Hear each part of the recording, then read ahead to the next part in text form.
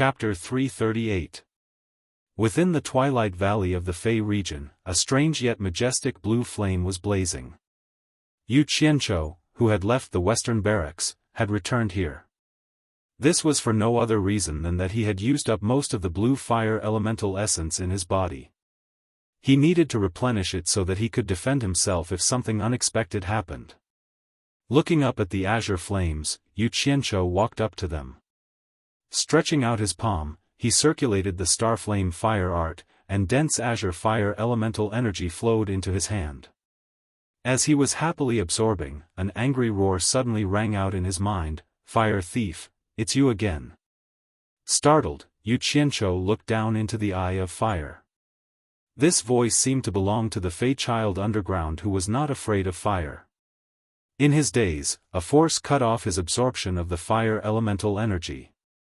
Needless to say, it was the little Fei down below. Yu Qianzhou raised an eyebrow and coldly snorted, "Little Fei, I'll let you steal it." Without another word, he bent his body and leaped into the azure flames. His limbs spread out as he floated in the flames. The starflame fire art madly circulated, and the fire elemental energy continuously flowed into his body. "What a shameless fire thief, hurry up and stop." The child's voice in his mind immediately began to curse. Unfortunately, it didn't seem to know much about cursing and only repeated the same few words. How could such words pierce through Yu Qianzhou's skin? Yu Qianzhou didn't even blink as he continued to absorb. He concluded that the person down below couldn't come out, or else they wouldn't just be talking. The child's voice seemed to grow weaker and weaker until it was pleading, "Kind fire thief, I beg you, please don't absorb anymore. If you do, it will be very difficult for my little brothers and sisters to wake up." In the end, the voice slowly faded away. Yu Qianzhou didn't care about the life or death of the Fei. He inhaled until he was full and floated back to the shore. As soon as he withdrew the fire art, 2 azure flames flickered in his eyes. His entire body was filled with vigor, and he stretched comfortably before suddenly disappearing from the spot. When Xiaofan reappeared, he was already at the sea 50 kilometers away from the fiendish ghost domain. He looked around but did not find anything strange. The long sword on Yu Qianzhou's back popped out. He jumped onto the flying sword and flew out from the craggy rocks towards the southern sea purple bamboo forest. He did not know what Bai Changchun wanted him to do and how long it would take. Therefore, he took the risk of delaying some time and went back to deal with his personal affairs first. Otherwise, he would never be able to calm down. The vast South Sea was boundless. Birds flew in the sky, blue waves surged to the heavens, and occasionally, whales and sharks showed their backs. Riding on a flying sword, riding on the sea breeze, the blazing sun like fire, the rolling waves of the blue sea, sleeping during the day and rising at night, the bright moon attracting the stars, Yu Qianzhou flew alone above the vast sea for 2 days and nights. He estimated that he was about to reach the location Bai Changchun had mentioned, but he still didn't see that bullshit southern sea purple bamboo forest. He couldn't help but feel a little confused. "Don't play with me. Old man Bai wasn't that humorous." Standing on the flying sword, he looked around with his hand on his forehead like Monkey Sunday. He didn't even see a small island. How could there be a purple bamboo forest? Suddenly, an indistinct white fog in the distance caught his attention. He quickly flew over on his flying sword. When he was in the sky, the vast sea of fog below made his eyes light up. He had stayed on supporting Immortal's Island before, and there was a similar island protection formation there. Other than defending against enemies, it also had another function. In the words of his previous life, it was to prevent natural disasters such as typhoons and tsunamis. This was probably the legendary southern sea purple bamboo forest. "Damn, I finally found it. It's not fun to go for a ride on the sea for a few days." Yu Qianzhou patted his chest in relief. When he got close to the sea of fog on his flying sword, he circulated his primordial qi and shouted, "May I ask if this is the southern sea purple bamboo forest?" His voice rolled into the sea of fog. After a while, there was no response. Yu Qianzhou wanted to barge into the island protection formation to take a look, but he was worried that it was a killing formation. He couldn't help but wonder if the owner wasn't home or if his voice was too soft. Thus, he shouted again, "May I ask if this is the Southern Sea Purple Bamboo Forest? Is the owner home? Who? Who? Is there an end to that broken voice? Why are you shouting in the middle of the day? Can't you let me sleep? Leave now, this is not the Southern Sea Purple Bamboo Forest." A lazy and impatient voice came from the sea of fog. It didn't sound loud, but it made Yu Qianzhou's ears ring. Yu Qianzhou was shocked. What a high cultivation level. Then, he was stunned again. After all this time, this wasn't the Southern Sea Purple Bamboo Forest. Then where would it be? Senior, since you live here, you must know the location of the Southern Sea Purple Bamboo Forest. Senior, please give me some pointers. I will be very grateful, Yu Qianzhou politely said. I don't know. Leave, don't disturb my afternoon nap. Just as the lazy voice finished and Yu Qianzhou was feeling gloomy, a girl's voice came from the sea of fog again. Mister, why are you looking for the Southern Sea Purple Bamboo Forest? If the reason is reasonable, I can give you a pointer or two. As long as someone knew, Yu Qianzhou's eyes lit up. He cupped his fists and said, I don't have any reason to look for the Southern Sea Purple Bamboo Forest. I am here under the orders of my master. The woman replied with an, "Oh," and said, Who is your master? How do you know about the Southern Sea Purple Bamboo Forest? Hearing this, normal people didn't know about this place. Yu Qianzhou replied, My master's surname is Bai. He lives in the demon region's Shantian Island. The girl's clear and melodious voice exclaimed, You're Senior Bai's disciple? What? Elder Bai took in a disciple? The lazy voice immediately became spirited and said, Ze, let him in. I want to see what kind of person can make Elder Bai take a liking to him. As soon as the voice finished, the sea of fog churned and a passage was quickly opened up in front of Yu Qianzhou. The girl said, I didn't know you are Elder Bai's disciple. Please don't take it to heart. Please come in. It seemed like these two were very familiar with Bai Changchun. Were they enemies or friends? After hesitating for a while, Yu Qianzhou still flew in carefully along the passage. After all, if he wanted to know where the Southern Sea Purple Bamboo Forest was, he had to ask these two people. After passing through the passage, the surrounding sea of fog disappeared. It was really similar to the island's protective formation. From the outside, it looked hazy, but from the inside, there was nothing blocking it. Yu Qianzhou put away his flying sword and landed on the ground. A girl in purple was already waiting at the side. Yu Qianzhou only took a glance and was immediately attracted. Her beautiful hair was unrestrained, and her face was beautiful, quiet, and dignified. She had a pair of big eyes that were filled with intelligence, and her skin was fair. Coupled with her purple dress, she seemed to have an extraordinary temperament. A simple purple ribbon was tied around her waist, outlining her graceful figure. It was the first time they met, so it wasn't good to be too lecherous. He had to leave a good impression on the beauty. Yu Qianzhou forced himself to look elsewhere. It was fine if he didn't look, but the moment he looked, his face darkened. There were bamboos all around him, and they were purple bamboos that he had never seen before. He was currently in a purple bamboo sea. If someone said that this wasn't the Southern Sea Purple Bamboo Forest, he wouldn't believe it even if he was beaten to death. He was obviously fooled. Chapter 339. A gust of wind blew, the bamboo sea swayed and rustled. A few purple bamboo leaves swirled and flew between the two of them. The lady in purple saw that Yu Qianzhou didn't look good and seemed to see through his displeasure. She couldn't see through his cultivation, so she bowed and said, This is the Southern Sea Purple Bamboo Forest. My master is used to being free and unfettered. He doesn't have any taboos when he speaks. If he offended you in any way, I apologize on behalf of my master. I hope you won't take it to heart.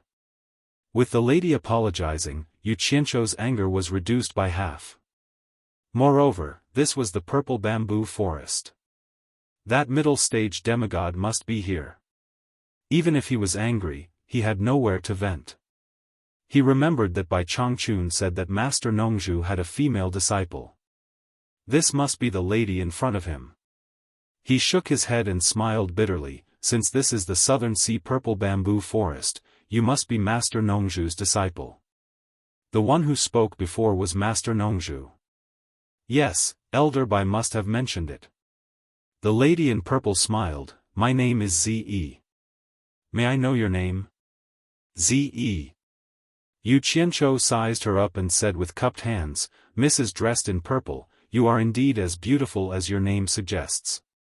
I am Yu Qianzhou. You are Yu Qianzhou? Ze suddenly asked. Yu Qianzhou was startled and said, Lady Ze, have you heard of me? Ze shook her head slightly and said, I think I've heard my master mention this name before, but that person's reputation in the cultivation world isn't that great. He must have the same name as Mr. Why would Elder Bai accept such a notorious person as a disciple? She then raised her hand to lead the way and said, My master is at the Zhu Lang Paradise, please follow me, Mr. She then walked gracefully and led the way. Yu Qianzhou followed behind with a face full of suspicion. He thought to himself, is there anyone else called Yu Qianzhou in the cultivation world other than me? F***ck. How could such an eccentric name have the same name and a bad reputation? No, if I have the chance, I must get rid of this person, lest he ruin my reputation, especially in front of a beauty. Within the bamboo forest, there was a 1-meter-wide path that seemed to be paved with cobblestones. The winding path led deep into the bamboo forest. Walking on the small path, the bamboo forest on both sides was so dense that it was almost impossible to see the sun. Occasionally, the sunlight would shine on the thick layer of bamboo leaves, giving off a special feeling. As Ze walked past, the scattered purple bamboo leaves on the path automatically drifted into the bamboo forest on both sides. Seeing such a strange scene for the first time, Yu Qianzhou could not help but look around. The purple bamboo was indeed beautiful. Some were slender, some were noble, and some were like the belly of a Buddha. They were probably rare species, and he had to find a chance to transplant some of them to Utopia. Just as he was thinking this, he passed through the bamboo forest. Suddenly, a courtyard appeared in the depths of the bamboo forest. It was purple in color, and was made from purple bamboo. Several houses were connected to each other, and there were even a few bamboo pavilions in between. The layout was very elegant.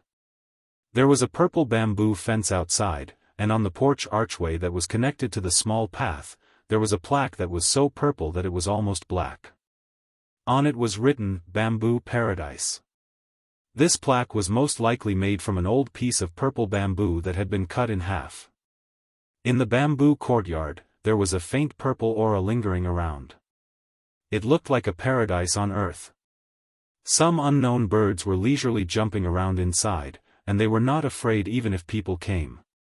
Yu Qianzhou suddenly noticed a middle-aged man leaning lazily at the entrance of the main house, looking at him curiously with a burning gaze. Yu Qianzhou also looked at him. His first impression could only be described with one word, and that was handsome. Although he looked middle-aged, he was definitely a handsome man. He was tall, neither fat nor thin, just right. He was dressed like a scholar, and there was a purplish-black bamboo flute hanging on his waist. His hair was tied up on top of his head, and his hair was black and shiny. His starry eyes were bright, and his sword-like eyebrows made him look even more heroic. The bridge of his nose was tall and straight, and his cheeks were thin. His slightly thin lips formed a slight smile, and there were 2 dimples on both sides of his cheeks. His face showed a sense of vicissitudes, and it was a pity that it was destroyed by the laziness that he emitted. However, there was no doubt about the special charm of this kind of man. In addition to his outstanding appearance, he was definitely a handsome man. He was a super handsome man, and not a beautiful man. He was the kind of man that even men had to admit was handsome. Yu Qianzhou felt a wave of sadness in his heart. There was actually such a handsome man in this world. How could other men live? This kind of man was a scourge if he went out. He was the kind that specialized in scourging women and young girls. Women would probably fall in love with him once they saw him. A scourge. A big scourge. However, his cultivation was so high that it was frightening. It really made one speechless. Zi raised her hand and pointed, "This is my master." Yu Qianzhou took 2 steps forward and bowed respectfully. "Junior Yu Qianzhou greets Mr. Nongzhu." "Don't be so polite." Nongzhu waved her hand casually, and her face released a charming lazy smile. However, the smile froze immediately. She was stunned and asked, "What did you say your name was?" Yu Qianzhou scratched his head and bowed again, "My name is Yu Qianzhou." "Your name is Yu Qianzhou?" Nongzhu's eyes lit up. She left the door frame and walked a few steps down. She circled around Yu Qianzhou and asked, "There is also a man named Yu Qianzhou in the cultivation world?" Yu Qianzhou betrayed his master twice and made a lot of noise in the cultivation world. It is said that he also practiced a set of fire spells. It can be said that he is quite famous, and the cultivation world calls him the scum of the cultivation world. I have secretly looked for him several times, but he is so elusive that even I have not seen him. Do you know him? The more Yu Qianzhou listened, the darker his face became. It turned out that the Yu Qianzhou with a bad reputation that Zi mentioned was him, and the person that he wanted to find a chance to get rid of was also him. Damn it! Could it be that my reputation is really so bad that it spread all the way here? Yu Qianzhou's face twitched a little and replied, "I am afraid that the Yu Qianzhou that you mentioned is me." "You are Yu Qianzhou?" Zi shouted in surprise. When she looked at Yu Qianzhou again, the expression on her face seemed to be a little disdainful. Yu Qianzhou was speechless. It seemed that he had repeated his name several times. Why did it sound a little strange? Doesn't look like it. Nongzhu shook her head and looked at him carefully. She said, "You don't look like the legendary scum of the cultivation world. What's more, Old Bai is used to being serious. It is impossible for him to accept that Yu Qianzhou as his disciple. What evidence do you have to prove that you are Yu Qianzhou?" Yu Qianzhou's neck thickened. Then he became discouraged and said dejectedly, "I don't know how to prove it. Is it that important whether I am Yu Qianzhou or not?" Of course it is important.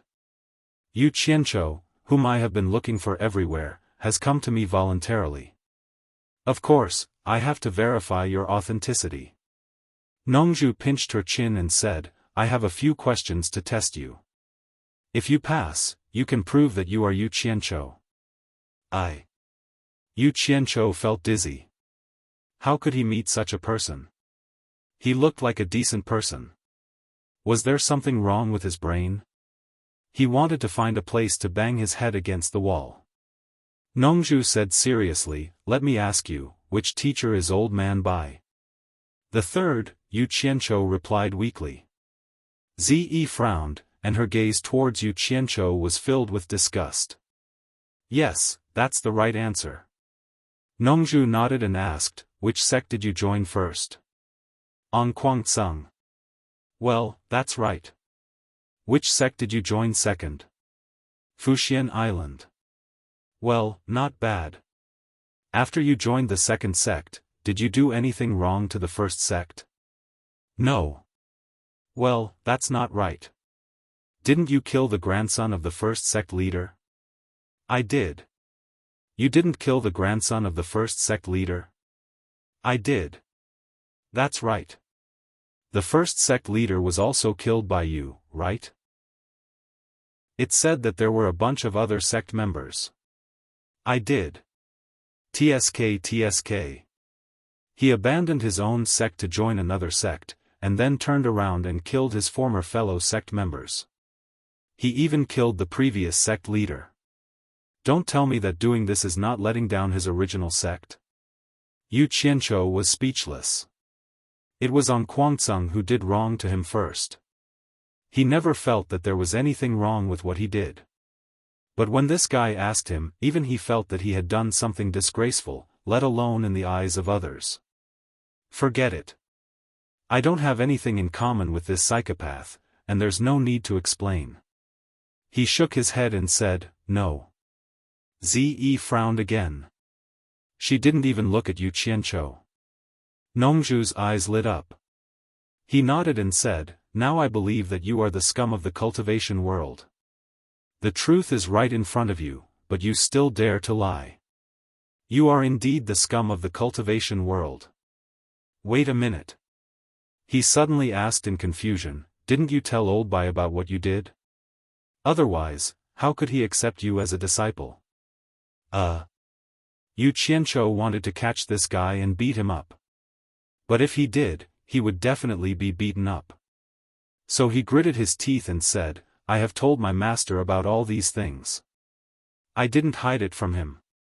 That's strange. Did Old Bai change his mind?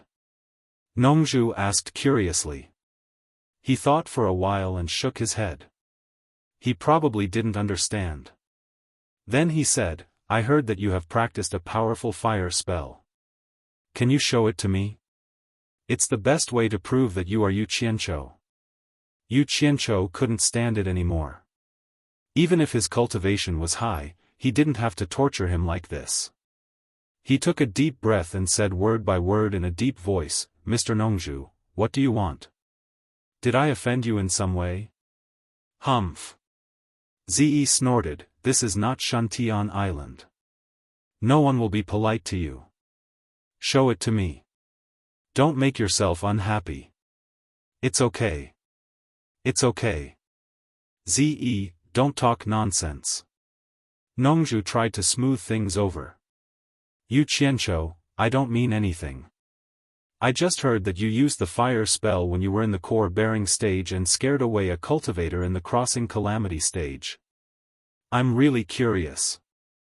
I want to see what's so special about your fire spell. I really don't mean anything else. Why don't you show it to me? He had to lower his head when he was under someone else's roof. Yu Qianzhou's face turned livid. He said indifferently, yes, sir. As soon as he finished speaking, he emitted a wang sound, and his entire body emitted a green flame, dyeing the surroundings into a green color.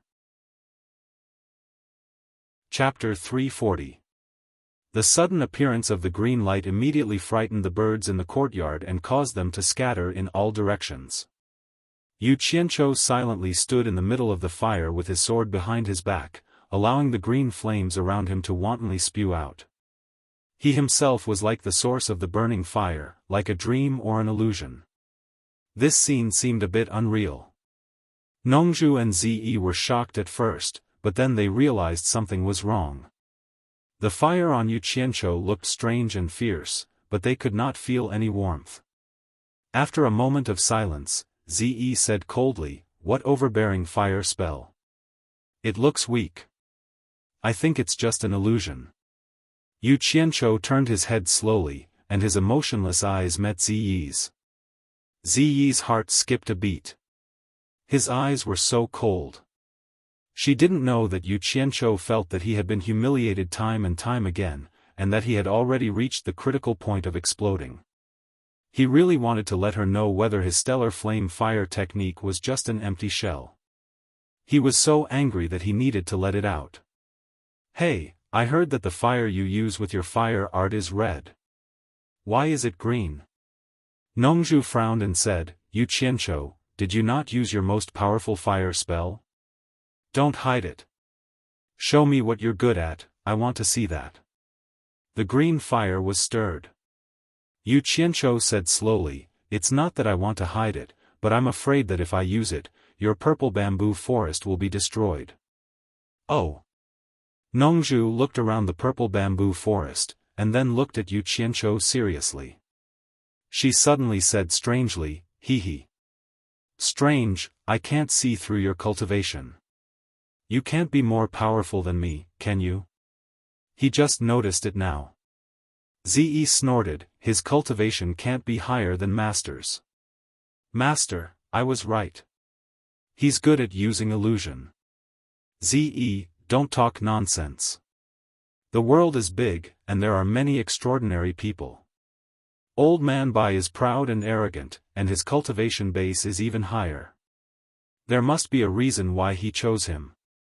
After reprimanding her disciple, Nongzhu smiled at Yu Qianzhou and said, "As long as I'm here, I can protect this purple bamboo forest. Yu Qianzhou, don't worry about using your fire spell. I really want to see it." As a cultivator at the middle stage of Huashan, her words were full of confidence. Yu Qianzhou nodded his head slightly, indicating that he would obey the order. He thought to himself, "I must burn this entire purple bamboo forest today, or else I will never be able to vent my anger." Seeing that Yu Qianzhou agreed, Nongzhu's eyes brightened. She retreated with Ze and watched Yu Qianzhou's actions. Yu Qianzhou didn't do much. He simply clenched his fists, his knuckles cracking, and he exhaled. However, the azure flames on the surface of his body began to fluctuate restlessly. A wave of scorching heat suddenly spread out. Yu Qianzhou did not say anything and rapidly pushed the temperature to the highest. Today, he vowed to let this master and disciple know how powerful he was. Starting from his feet, the ground was scorched black, and it continued to expand. The sudden appearance and rapid change of the temperature caused Nongzhu's pupils to constrict. As if remembering something, she exclaimed, "Twilight Valley's blue flame, it's blue flame. No, it's even more tyrannical than the blue flame." It seemed that he also knew about the demon ghost realm's blue flame. The moment such tyrannical heat appeared, the first to bear the brunt of it were naturally Nongzhu and Ze. Ze quickly circulated her energy to resist, and a ring of light rapidly formed around her. This was her stellar energy barrier. Normally, for a stellar energy barrier to appear in the form of a ring of light signified that the person's cultivation had reached the final stages of the tribulation. However, the blue flame's heat was far too tyrannical, and Yu Qianzhou was deliberately giving them a hard time. One could easily imagine just how terrifying the temperature was. Ziyi's serene face revealed an expression of fear.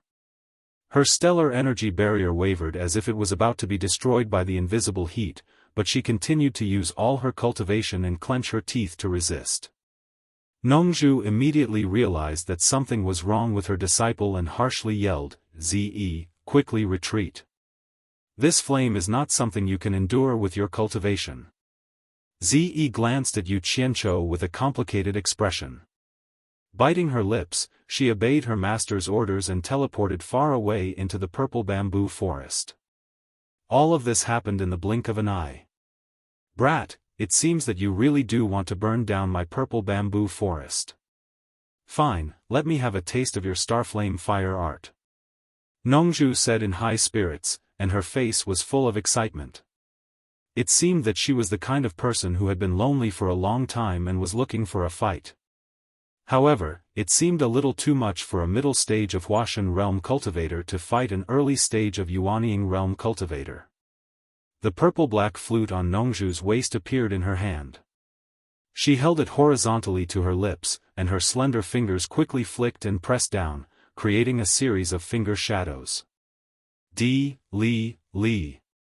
The clear sound of the flute was like the sound of nature. Just listening to the sound, it seemed to be refreshing. The blue flame on Yu Qianzhou's body fluctuated along with the sound of the flute, but with a cold hum, the fire of the blue flame suddenly increased. The spreading blackness on the ground bypassed Nongzhu and quickly attacked the surrounding buildings. Just now, he used the high temperature to force Ze to retreat, but the high temperature that he controlled could not get close to Nongzhu. Therefore, he controlled the strong heat to attack the surroundings and no longer fought against Nongzhu. He wanted to see how Nongzhu could protect the purple bamboo forest. "Nongzhu, who was playing the flute, showed a faint smile on her face. The sound of the flute suddenly changed and became melodious. Yu Qianzhou, who was surrounded by the blue flame, slightly squinted his eyes. He saw that the sound of the flute in Nongzhu's hand actually spread out in a kind of almost tangible sound wave. It could be seen with the naked eye, and quickly formed a transparent ball in a certain range, blocking the invasion of the high temperature to the buildings and wrapping the two people in it. Yu Qianzhou tried his best to drive the flute, but the strong heat that used to be invincible in the past could not break the sound barrier. Don't steam the steamed buns, fight for your dignity. Yu Qianzhou clenched his fists and made a cracking sound. He straightened his chest and waved his arms, saying, "Ah!" Boom, the blue flame suddenly burst out. He no longer fought against Nongzhu with the high temperature, but wanted to directly break the sound barrier with the fierce blue flame. In an instant, the transparent ball formed by the sound barrier was suddenly filled with the blue flame. Looking from the outside, it was like a blue ball with a diameter of dozens of meters emitting blue light. Ze, who was in the purple bamboo forest, witnessed all of this and her beautiful face turned pale. The high temperature just now still made her feel a lingering fear. If she was engulfed by this fierce green flame, she really didn't know if she would be able to endure it. In fact, her concern was unnecessary. If she really fought with Yu Qianzhou's cultivation, it would be very difficult for him to hurt her, no matter how strong the blue flame was. She couldn't just stand there and let Yu Qianzhou burn her with fire. The strong blue flame could not break the sound barrier. On the contrary, Nongzhu was still playing the flute with a smile on her face. When the flame was 1 meter away from him, it was difficult for it to move an inch. Yu Qianzhou knew that he was already giving it his all. He couldn't help but bitterly smile in his heart. This soul formation cultivator was truly extraordinary. Just a simple flute and he couldn't do anything about it. If the other party were to retaliate, Nongzhu really started to fight back. The sound of the flute suddenly became rapid, and Yu Qianzhou immediately felt a strong pressure coming from all directions. The sound barrier ball wrapped in the blue flame was shrinking slowly. It seemed that Nongzhu was going to send the blue flame back to where it came from. Yu Qianzhou wanted to fight back, but he immediately felt that the blood in his body was swelling, and his ears were buzzing. The blood in his chest seemed to be about to spurt out from his throat. His eyes were red and had a tendency to bulge out. He knew that with his cultivation, he couldn't fight back at all. It was time to stop, or he would be seriously injured even if he didn't die. In a second, the released strong blue flame was quickly sucked back into his body. Chapter 341. After the blue flame faded, the transparent sound barrier disappeared. Nongzhu stopped playing the flute and looked at Yu Qianzhou meaningfully. She smiled and said nothing. She held the purple and black flute in her right hand and twirled it between her slender fingers dexterously. Yu Qianzhou even suspected that this was how he got his title of Mr. Nongzhu. Strange. Strange. You were able to hide the blue flame in your body and control it so freely. It's hard to imagine how you managed to cultivate it. Nongzhu's face was full of amazement. He then asked, "Does this blue flame come from Twilight Valley?" Yu Qianzhou silently nodded. Senior's cultivation is truly unfathomable. I overestimated my own abilities and overestimated the power of the blue flame. Nongzhu shook his head and smiled. After this test, I knew that you were only at the nascent soul stage. You don't need to take your defeat to heart. It would be strange if I couldn't even suppress you. To say that my cultivation is unfathomable would be an overestimation. In the entire cultivation world, I can't think of anyone with a more unfathomable cultivation than your master. As for the blue flame, it has already transcended the realm of ordinary flames and can never be overestimated. It's not that the blue flame isn't powerful, but that the difference in cultivation between you and me is too great. Old Bai, ah. Did your master ever tell you about the blue flame? Master didn't, but Healy did tell me that this blue flame is one of the legendary 3 true flames. As for the rest, I don't know, Yu Qianzhou said. Healy? Nongzhu muttered and suddenly smiled. Your master accepted you as a disciple. Is he all right? It seemed that he still didn't know that Healy was dead. Yu Qianzhou bluntly said, I already killed Healy. What? You already killed Healy? Nongzhu cried out. After a moment of silence, he didn't ask Yu Qianzhou why Healy had been killed. He only sighed. It's good that he's dead. It's not easy to cultivate to become a human, and you still have to rely on being a human all day. Isn't that tiring? Let's not talk about him. You know this place because your master told you to come here, right? Yes. Yu Qianzhou nodded. Nongzhu smiled bitterly and said, Your master Shifu must be plotting something against me again. When the time comes, he can just leave, but you want me to stay with you in the realm of demons. It's ridiculous. Did he ask you to come and get to know me so that we can get along in the future?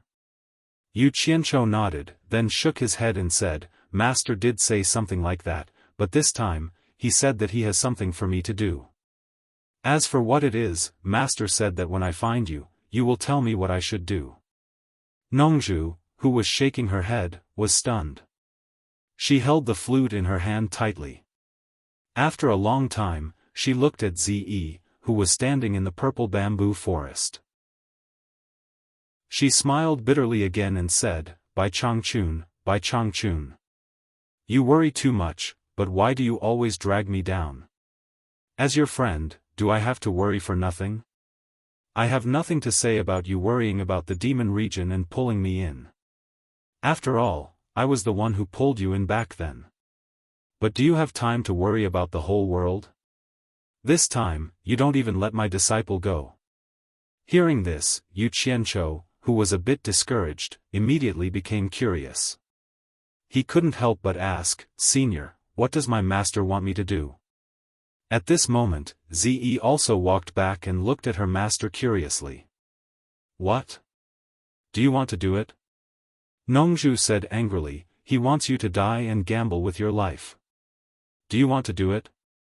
Damn! Only people with mental problems would do it. Yu Qianzhou subconsciously shrank his head and said with a smile, Senior, you must be joking. How could my master send me to die? Impossible? Nongzhu sneered and said, Then why didn't your master tell you what to do in person, but asked you to ask me? I think he was too embarrassed to tell you. Let me ask you, do you know that your master is going to the East Holy Land? Yes. Healy said that master's lifespan was running out, and he couldn't wait until the next opening day of the Heaven and Earth formation, so master is basically going to go this time. Did your master tell you about the star bead? He did. He said that it was a treasure that even the immortals in the upper world coveted. The owner of it could become a god, and the ancient war started because of it.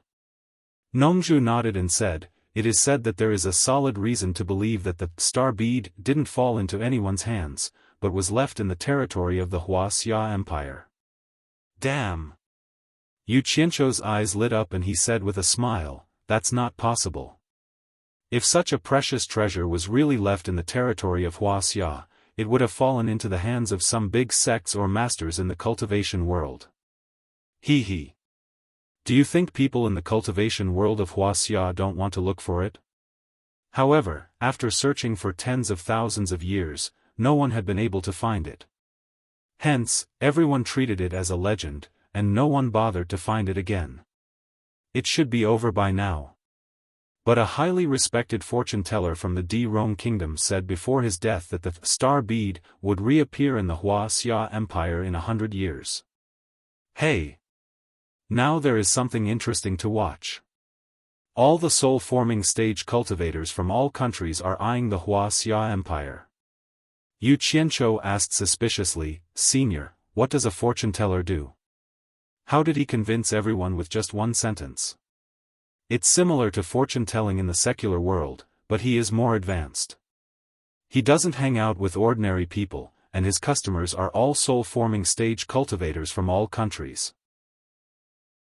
That old guy doesn't speak easily, but when he does, he never makes a mistake. How can people not believe him? So a bunch of soul-forming stage cultivators came to Wuxia to join in the fun. But your master is also from Wuxia, and he is the #1 soul-forming stage cultivator.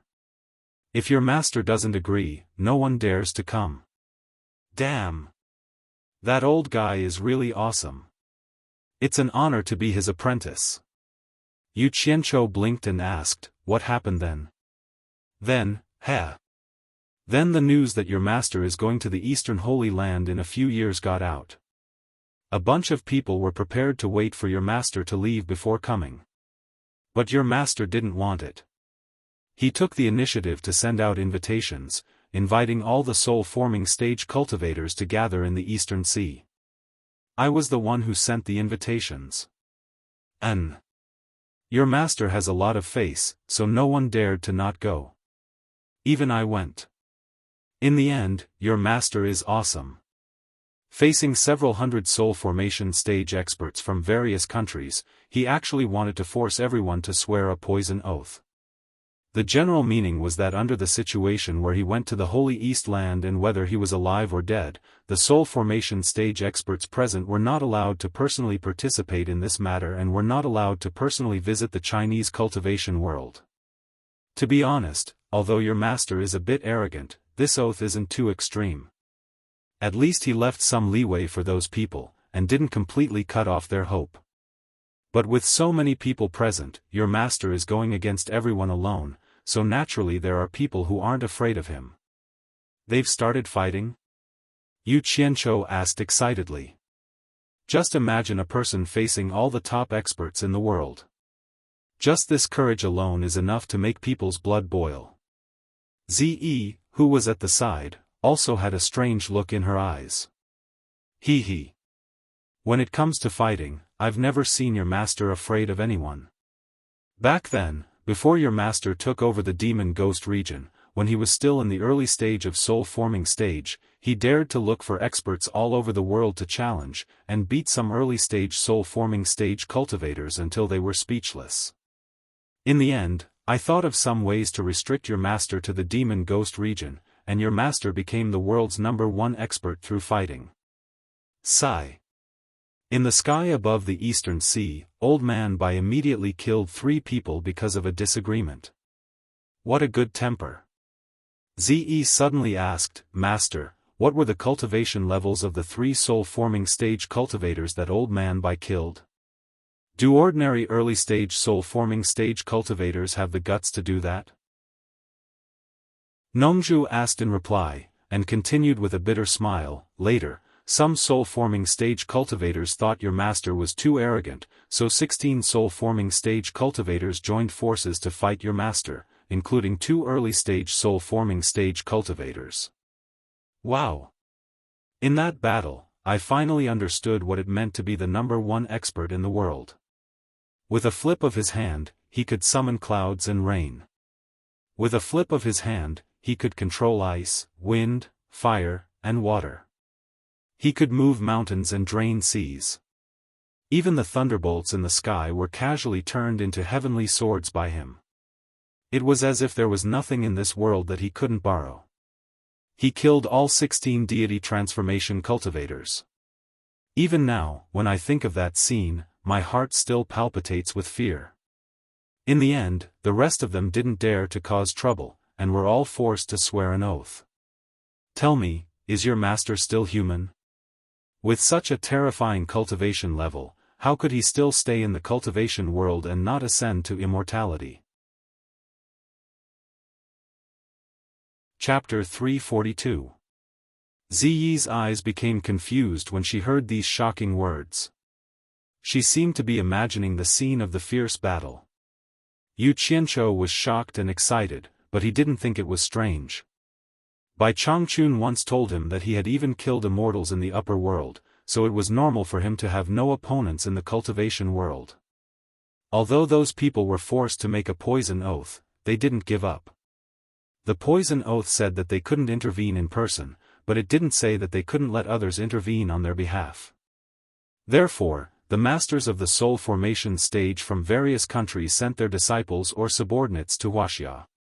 However, in the eyes of the Wuxia cultivation world, they were the orthodox cultivation world, and everyone was responsible for defending and protecting their own land. A group of foreign cultivators had no choice but to join forces to gain a foothold in the Wuxia cultivation world. So they found the father and son of the Yan family, who were attacked by the righteous and evil sects. The father and son of the Yan family were in danger, so they were happy to have help from a group of strong cultivators. As Nongzhu spoke, she suddenly said with a teasing smile, "You Qianqiu, I heard that the father and son of the Yan clan were forced into a corner by you. That's why they became enemies with the righteous and demonic Tao." Zi looked at him curiously and wondered why it had anything to do with him. Yu Qianqiu was thinking about what the enchantress of Allure said a few days ago. It turned out that there was a reason behind those people's arrival. But after hearing Nongzhu's words, his face suddenly became serious and he denied flatly, "Slander, this is pure slander. In fact, the father and son of the Yan family have been enemies with the righteous and evil sects for a long time.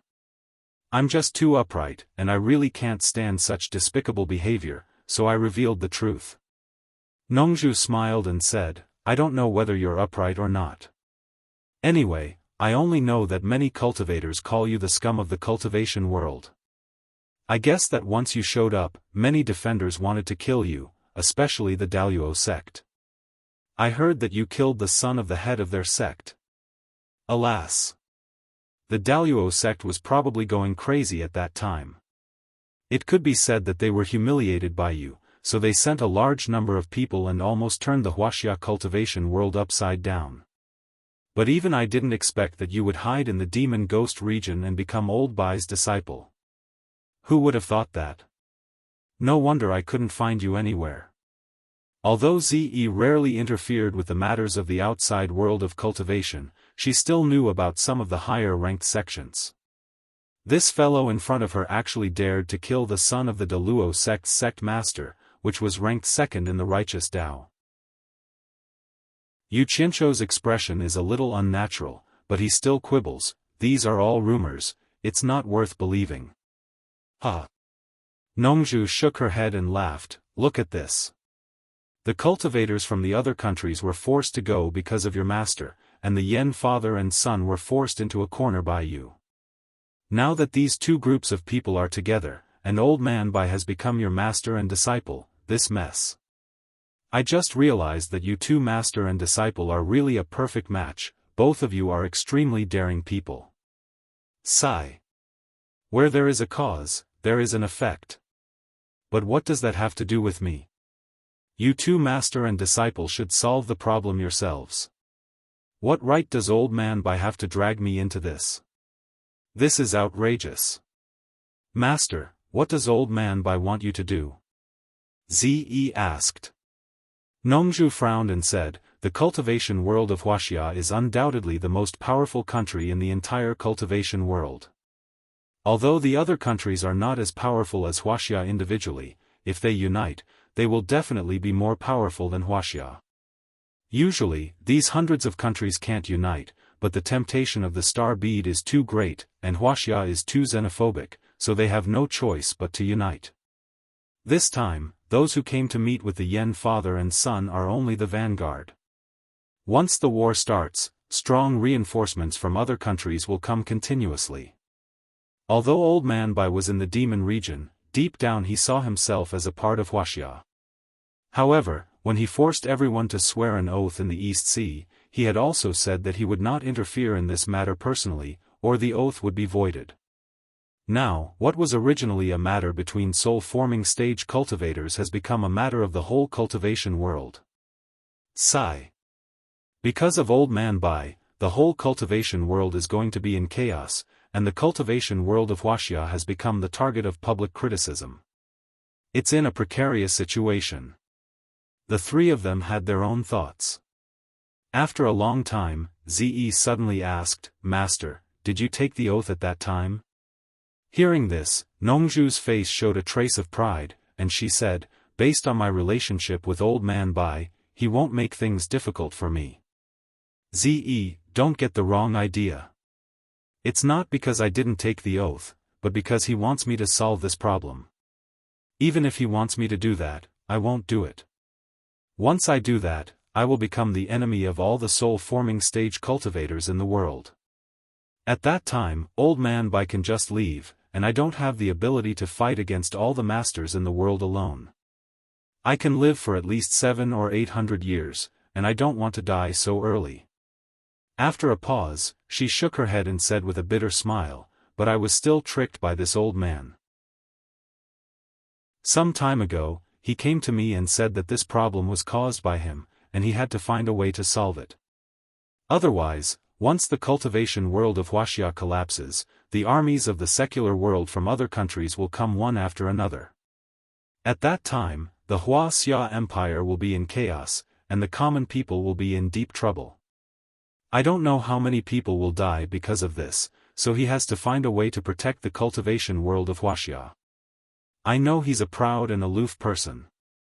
Although he's invincible, he doesn't have many friends, and I'm his only friend. He's looking for me because he needs my help, but as I said before, it's impossible for me to personally intervene in this matter. So I asked him, what are you going to do now that things have come to this? Yu Qianqiu, do you know what your master said? Damn it! What do you mean by that? Don't tell me you want me to go against the whole world. Isn't that courting death? I won't do it even if you beat me to death. Yu Qianqiu shook his head decisively and said, this is a matter between masters like you.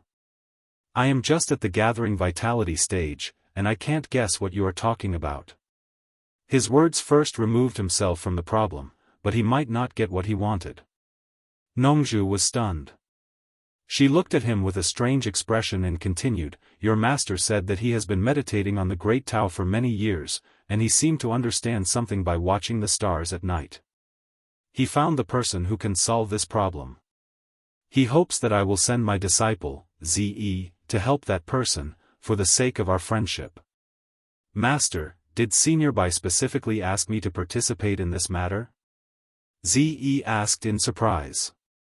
It seemed that it was a great honor to be called by Bai Changchun. Yu Qianqiu glanced at her and thought, idiot. Nongzhu rolled her eyes at Ze and snorted, I refused at that time. Isn't that asking my disciple to die? Who would have thought that the old man would bully me for being soft-hearted? He said that if I didn't help him, he wouldn't care if he would be punished by the heavens. He would slaughter all the deity transformation cultivators in the world, including me. I was shocked at that time. I knew that since he dared to say that, he would definitely do it. I had no choice but to ask him, can the person you mentioned really solve this problem?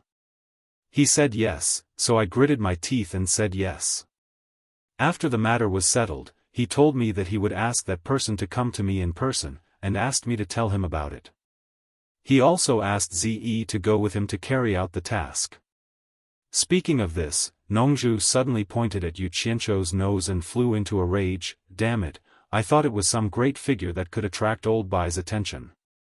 I wanted to meet him, but it turned out to be you, Yu Qianqiu. You are the scum of the cultivation world. As a cultivator in the nascent soul stage, how could you, a cultivator in the nascent soul stage, protect the cultivation world of Wuxia? How could you run away? Not only the father and son of the Yen family will not let you go, but many cultivators in the cultivation world of Wuxia will also want to kill you. How could you protect them? It's good enough that you can protect yourself. Asking you to take my disciple out, isn't that a gamble with your life? I finally understand now. Old Bai was afraid that you would die too quickly, so he took my disciple out to be your bodyguard, old bastard. It was probably because he was angry that a handsome old man like him was spouting vulgarities. Chapter 343. Go ahead. Go ahead. I don't want to do that glorious and great thing. If I have to sacrifice, I have to make it worthwhile, right? Do you want me to shed my blood for the world? I have nothing better to do. What does the world have to do with me?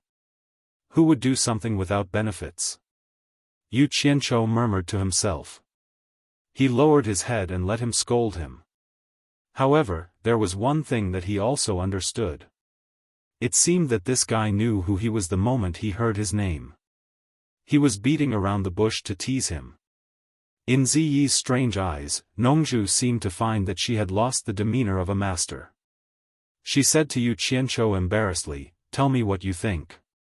I can see that you don't want to go either. As long as you refuse, I don't think Old Bai has anything to say. Then, this matter will naturally be settled. Forget it. You don't dare to stand up for me. Do you think I'm an idiot? Old Bai is like a butcher when he gets angry. I'm just a promising young man. I can't even stand a chance against him." Yu Qianzhou coughed and sternly said, "Since it's an order from my master, how can I not obey as his disciple? I can't do such a thing. Yu Qianzhou is willing to sacrifice my life to relieve master's worries, even if I die 10,000 times." His expression showed that he was resolute to die. His righteous words made Ziyi's disdainful look disappear. A woman's heart was like a needle at the bottom of the ocean. It was hard to understand. Nongzhu winked and twitched her face. She said, "Hee hee. You. Hee hee. What a filial disciple. I think the dead headmaster on Kwangsung will be so angry that he will come back to life after hearing your words." Yu Qianzhou turned a deaf ear to these mocking words and acted as if he hadn't heard them at all. Instead, he said, "Senior, I believe that my master has other arrangements. He wouldn't let me and Lady Ziyi go into danger alone." In fact, he felt that the name Nongzhu was not a good one. Usually, when he called a senior, he would add the honorific surname in front of the word. For example, Senior Zhang, Senior Lu, and so on. As for Nongzhu, if you give him an honorific surname, he will become Senior Nongzhu. Senior Nong? Yu Qianzhou couldn't bring himself to call him that, so he just called him Senior. Old Man Bai has other arrangements? Nongzhu's eyes lit up and she asked suspiciously, "How do you know? Did he tell you something?" "I didn't say anything, but think about it, Senior." Yu Qianzhou explained, "Although it's not convenient for my master to do it, I can ask someone else to do it. As the torture master of the realm of demons and ghosts, he has thousands of demons and ghosts under his command. Just the ones at the final stage of crossing the heavenly tribulation are frightening. If my master can let me bring them out, I'm confident that I can defeat them no matter how many cultivators from different countries come." Nongzhu looked him up and down and said disdainfully, "What kind of sweet dream are you having? Was there something wrong with his brain? You're Bai Changchun's disciple. How can you release the demons and ghosts in the realm of demons and ghosts at will? If your master had a choice, he would rather destroy the cultivation world of Wuxia than release a single demon or ghost. Does it matter? At worst, we can drive them back to the realm of demons and ghosts." Yu Qianzhou said disapprovingly. Nongzhu looked into the distance with confusion in her eyes, as if she recalled something from the past. After a pause, she shook her head and sighed, "You don't have to mention it again. Your master won't do it. It involves the oath made by the ancient god of war, demon monarch of swords, when he took over the realm of demons and ghosts." Ziyi asked curiously, "Master, do you know about it?" Nongzhu looked at her disciple and sighed. She said with a wry smile, "If it weren't for my laziness and unwillingness to bear the heavy responsibility, the realm of demons and ghosts of this generation would not be me, instead of Old Bai. Speaking of it, I tricked Old Bai and trapped him in the realm of demons and ghosts for more than 1,000 years. Otherwise, with his talent, he would have ascended to the immortal realm long ago, and the current situation would not have happened. Speaking of it, it has something to do with me. I'm the one who wronged him first." As he spoke, he looked at Yu Qianzhou and sighed, "Forget it, forget it. Since you are determined to follow master's orders, then I have nothing else to say. Just take it as I owed Old Man Bai back then. Today, I will return it to him. Yu Qianzhou had heard about this from Bai Changchun. He knew that Nongzhu should have been the realm of demons and ghosts of this generation, but he didn't know what had happened during this period. Yu Qianzhou couldn't help but blame himself for talking too much when he saw that Nongzhu had agreed to the matter that she had opposed so firmly because of his words. Previously, Nongzhu had wanted him to stand up and refuse. Yu Qianzhou had said that he was righteous, but he had the same idea. He was eager for Nongzhu to stand up and refuse. But he had thought it through. It didn't matter. I'll do what I should do when I go out. I can't be so stupid as to hit a stone with an egg. Getting rich quietly was the way of the king. Yu Qianzhou, come with me. I have something to say to you. Nongzhu said hello to him and walked to the purple bamboo forest outside the courtyard. Yu Qianzhou was startled. What kind of words couldn't be said here? He looked at Zi, who had turned her face to the side. He immediately understood that Nongzhu wanted to have a private conversation with him and didn't want her disciple to hear it. He was a little curious, so he quickly followed her out. The two stopped on the path of the purple bamboo forest one after the other. A halo expanded from Nongzhu's body and quickly wrapped Yu Qianzhou in it. Nongzhu turned around and asked, "What are you going to do this time?" Damn! What's so mysterious that they even need to set up a bounded domain to prevent others from eavesdropping?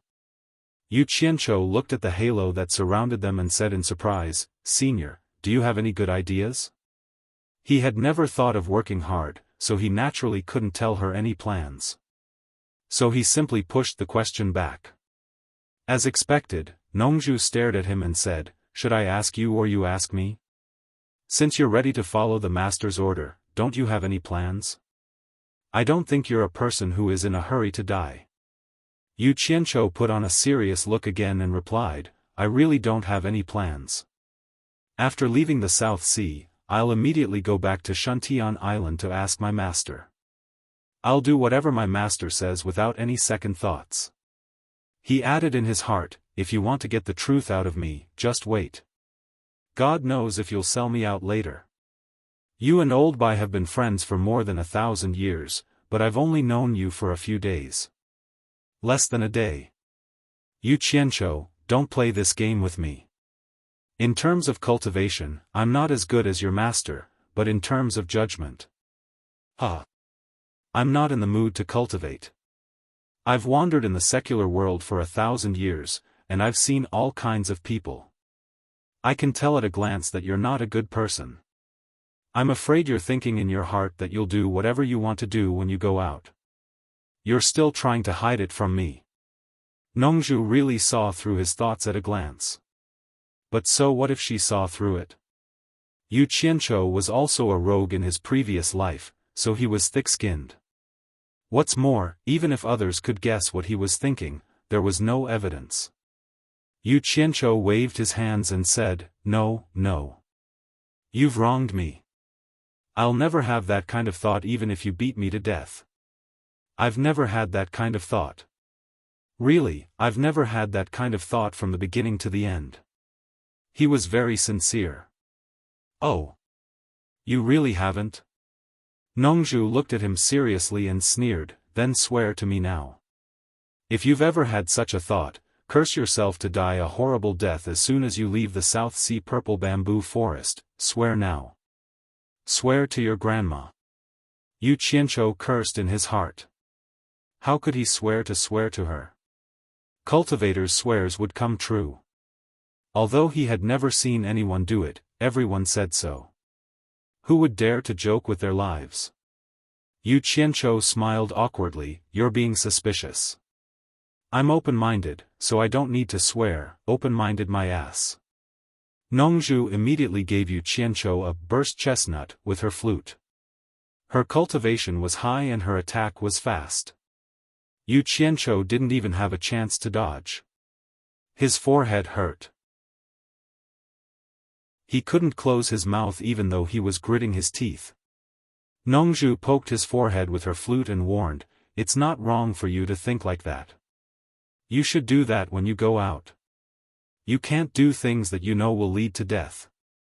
If you want to save the world, you have to protect your own life first.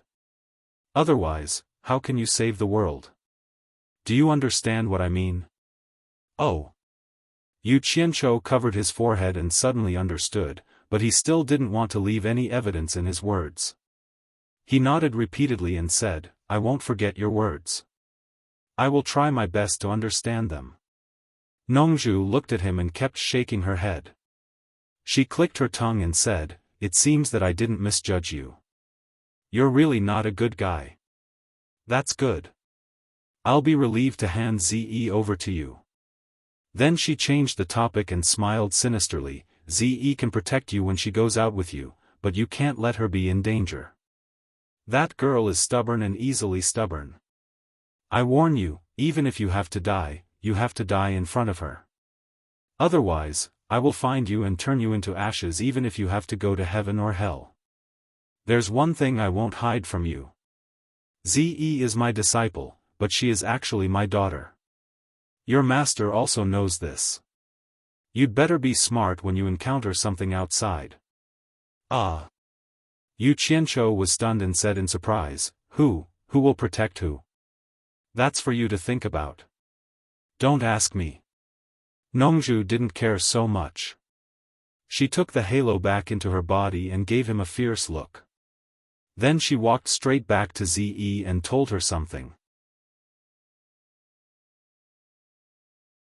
Chapter 344.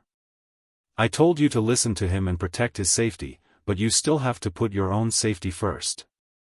If it's too dangerous, with the transfiguration transposition art that I taught you, it shouldn't be a problem for you to escape alone. Bastard! Bastard! As soon as Yu Qianzhou walked over, he heard Nongzhu teaching her disciple like this. It was obvious that she was telling her disciple to leave him behind and escape alone when she was in danger. Unfortunately, he had to lower his head under the eaves. Most importantly, he couldn't defeat her, and even her surname was Nongzhu. Yu Qianzhou stood aside obediently.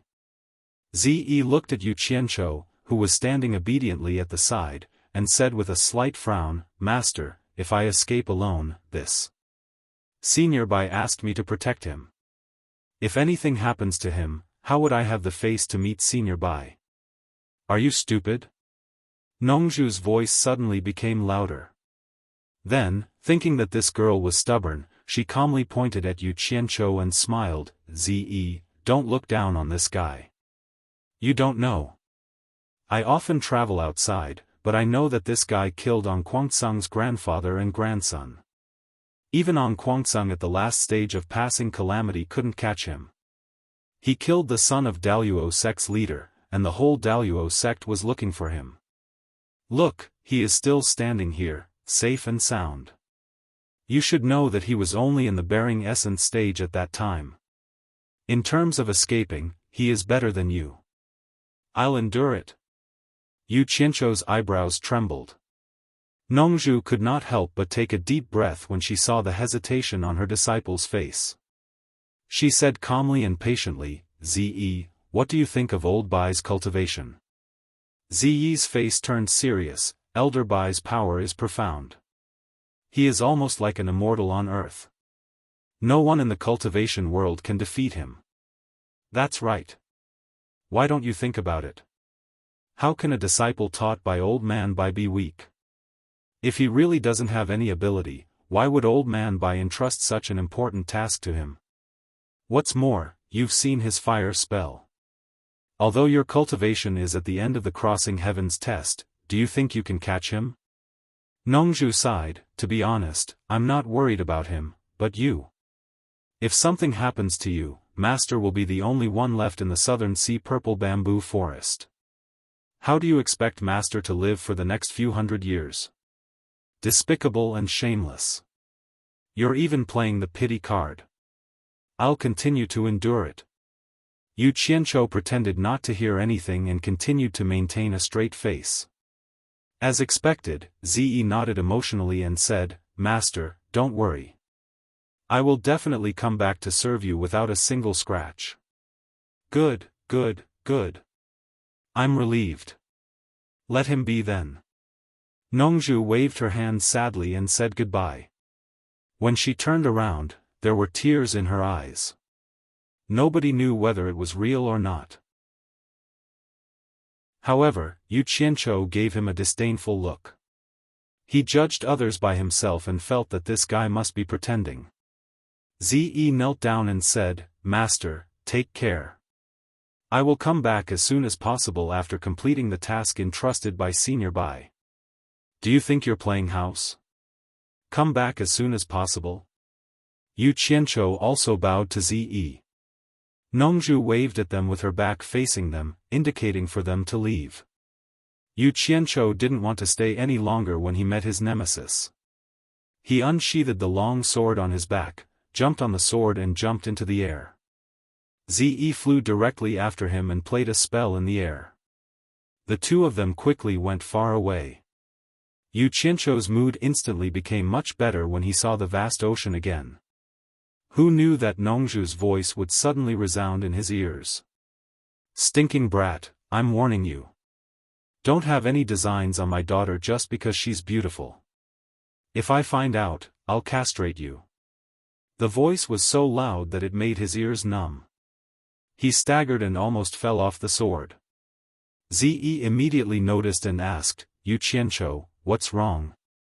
"It's very windy," Yu Qianzhou said awkwardly. He knew that the cultivation of the spirit-severing stage was very terrifying. They were not far from the South Sea purple bamboo forest, so he didn't dare to say anything bad about Nongzhu. Zi looked around in confusion. It seemed that she didn't notice how strong the wind was. She turned her head and asked, "Yu Qianzhou, I rarely go out. Where are we going now? To the Wuxia cultivation world?" "No hurry. Let's go back to the demon ghost region to see my master first. We'll listen to his opinion first," Yu Qianzhou said. "Okay." Zi nodded heavily. Hearing that they were going to see Bai Changchun, she became solemn as if she was going to see a saint. One of them rode on the sword, and the other flew in the air. The woman followed beside Yu Qianzhou and quickly flew to the demon ghost region. Yu Qianzhou looked at Zi from time to time. He found that she and Nongzhu looked similar. However, it seemed that Zi didn't know that Nongzhu was her father. Otherwise, Nongzhu wouldn't have been so sneaky. There might be a big story behind it. They flew over the sea. 2 days later, they entered the gloomy and terrifying demon ghost region. From time to time, all kinds of demons and ghosts with ferocious faces flew over arrogantly. However, when they saw Yu Qianzhou, their faces immediately changed. They all flashed to the side with their hands down and lowered their heads. Yu Qianzhou was expressionless. He just flew forward as if he didn't see them. Zi looked at Yu Qianzhou in surprise from time to time.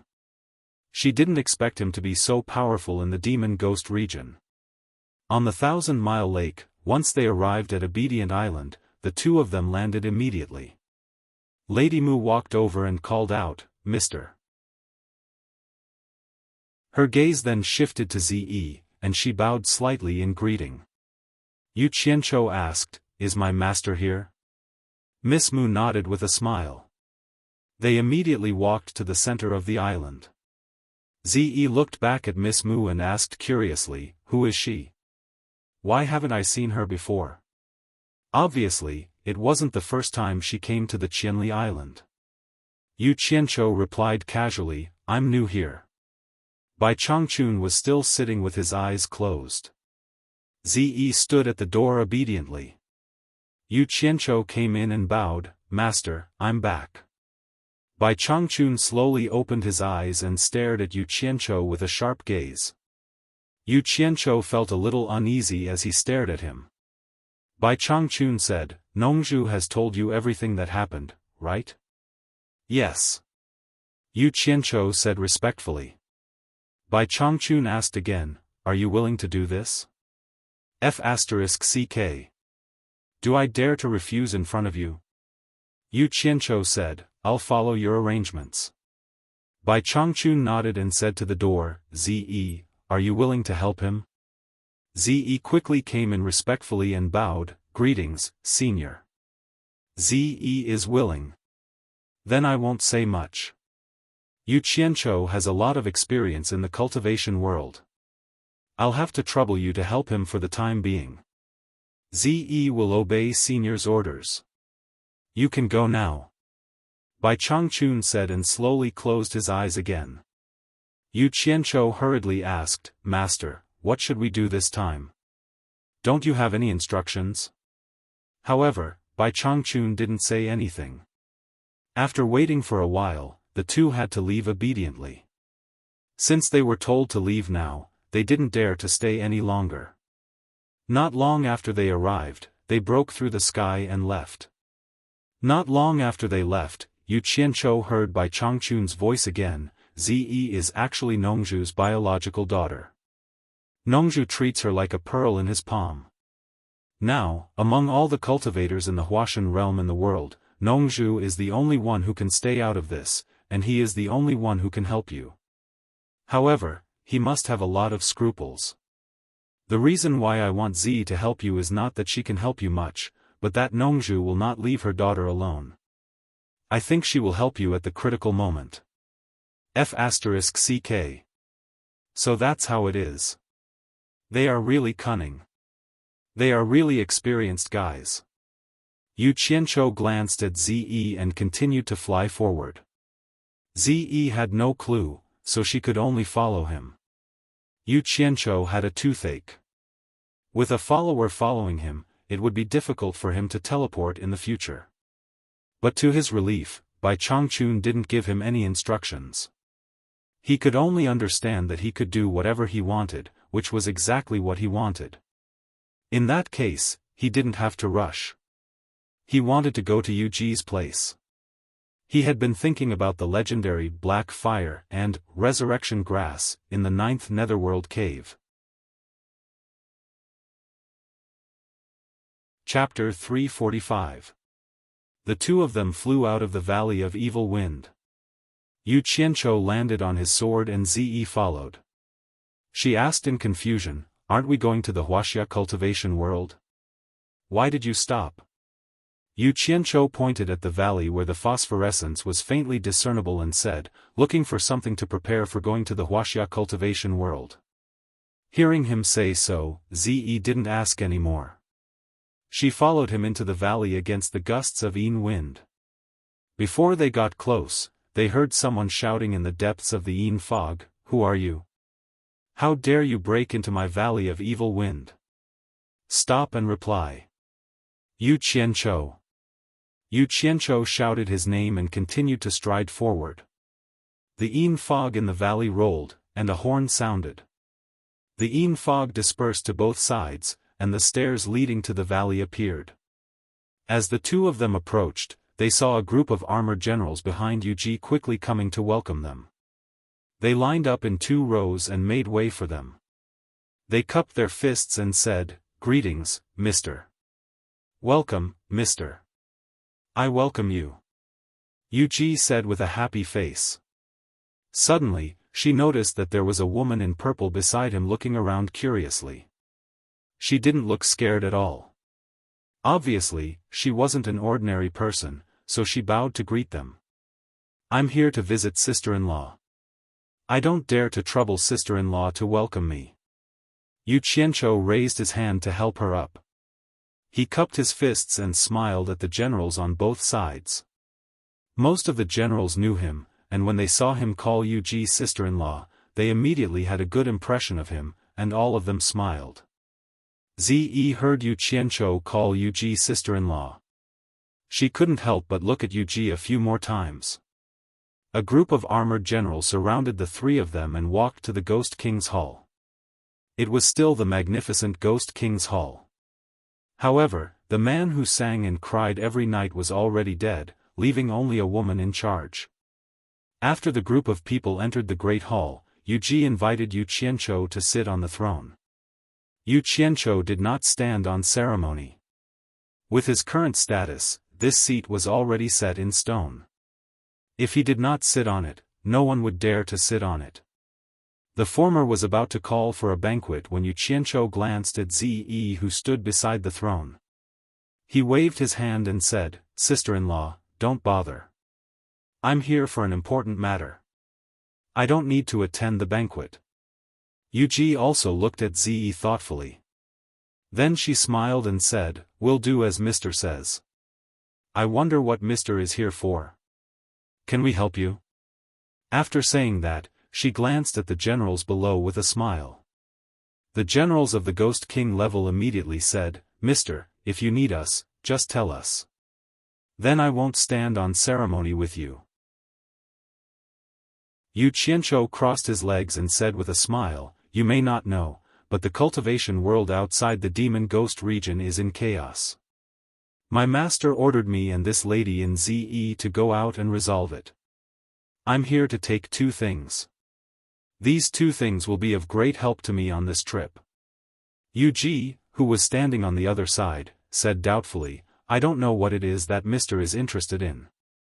As long as it is in the Evil Wind Valley, I will give it to Mr."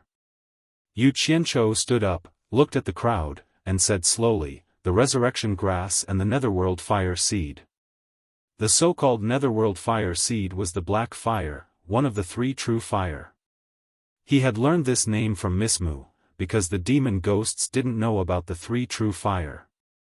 But when Yu Qianzhou asked, Miss Mu said that there was a kind of black fire in the 9th netherworld cave, which was called the netherworld fire seed. Silence. The Ghost King's hall instantly became quiet. Ze looked at the crowd expressionlessly. She didn't know why the 2 things mentioned by Yu Qianzhou would cause such a reaction. Was there anyone in the demon ghost region who dared to refuse something that the disciple of Senior Bai asked for? After a long time, Yu Ji said with a wry smile, "The 2 things that Mr. wants do exist here, but I'm afraid that no one in the entire demon ghost region has the ability to get them, let alone us. To be honest, Mr., the torture commissioner has also come to the 9th netherworld cave to get the resurrection grass, but even with his high cultivation, he couldn't go deep into the cave, unless..." Ze was surprised. She didn't expect that there was a place in the world that Bai Changchun couldn't go to. Yu Qianzhou was silent for a while. He knew that Bai Changchun wasn't omnipotent. Bai Changchun also couldn't go to the mysterious place under the 1,000-mile lake, and he had heard from Yu Ji about the 9th netherworld cave. Because it was a passage to the underworld, it had a special characteristic, and not everyone with high cultivation could go there. Yu Qianzhou frowned and said, "Sister-in-law, do you mean that only the cultivation of the ghost saint late stage can go there?" "That's right." Yu Ji's face turned serious and said, "The journey to the netherworld is a one-way trip. It burns away all vitality, and humans and ghosts walk different paths. Even if the cultivation of the ghost saint late stage wants to go to the bottom of the cave, he must be baptized by the netherworld flame. Crossing the netherworld flame sea is the door to the 9th netherworld. At that point, there will be no vitality in the human world. Once he returns to the human world, there will be a catastrophe to annihilate him instantly, so it is said that there is no return. Think about our cultivation, not to mention the netherworld flame sea. I'm afraid that we can't even withstand the evil strong wind in front of us, and our souls will be blown away before we reach the halfway point. I still want to go and have a look." Yu Qianzhou's words were shocking, and the ghost generals below were in an uproar. When Ze heard that the 9th netherworld cave was so powerful that even Bai Changchun couldn't go, her face changed. She didn't know why this guy was so overconfident and insisted on trying. She thought that she wanted to protect him, so if he went, she would have to go with him. Actually, she didn't know what Yu Qianzhou was thinking. The cultivation world suddenly had such a big change, and he didn't know when this matter would end.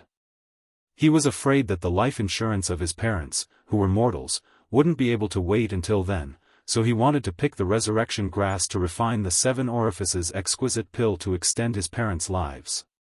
There was also the black fire, which was ranked higher than the blue fire. Since it was ranked higher than the blue fire, it must be even more powerful. If he encountered any unfavorable situation, he would be able to deal with it. Since Mr. insists, then I will go to the entrance first. At that time, Mr. will know that what Yu said is true. Yu said helplessly. Thank you, sister-in-law. Yu Qianzhou nodded, and suddenly said, is the old man Yan Tuo that sister-in-law told me about last time still alive? Yu smiled and said, since Mr. has instructed, I will naturally leave him alive for Mr. to deal with. Good. Yu Qianzhou clapped and said with a smile, I believe that sister-in-law didn't tell him whether his son is alive or dead? He knew that Yu was a smart woman, so if Yan Tuo said that he said his son was still here, Yu would make plans. As expected, Yu said with a smile, since Mr. said his son is still here, I will naturally smooth things over for Mr.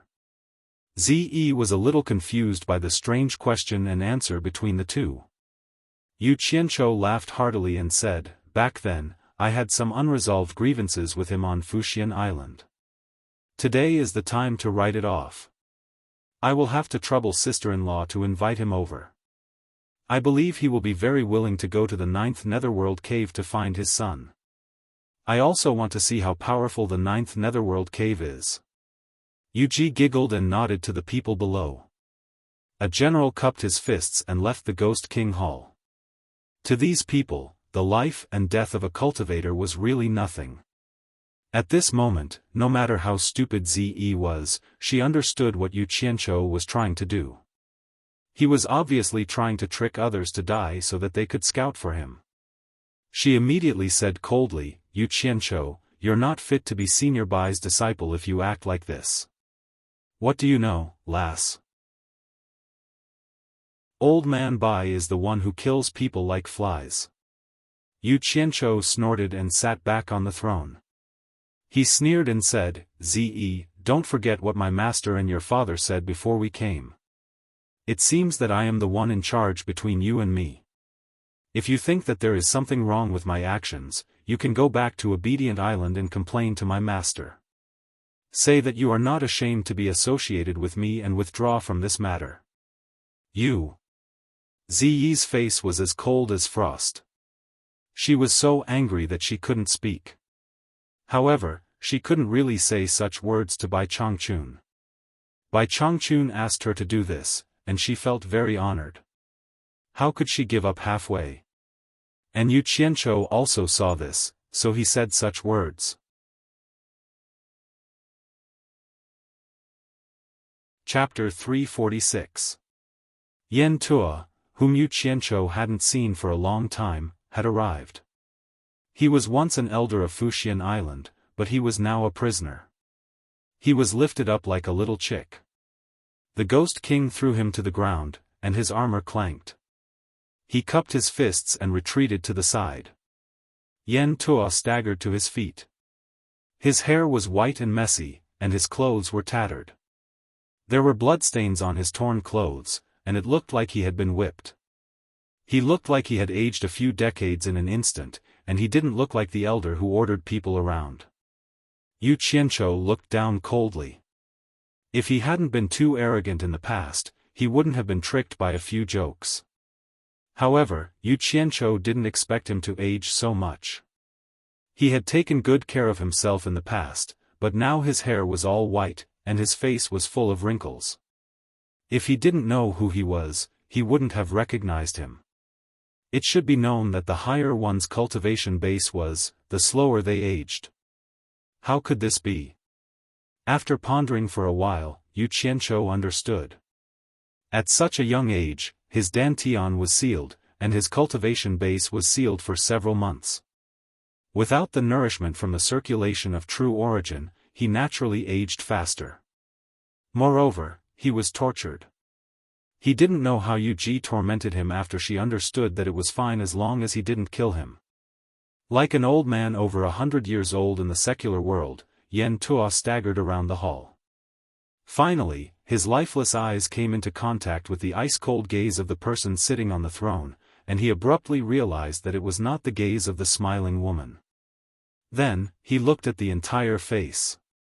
Yan Tuo's pupils shrank, and he yelled with a hoarse voice, Yu Qianzhou, it's you.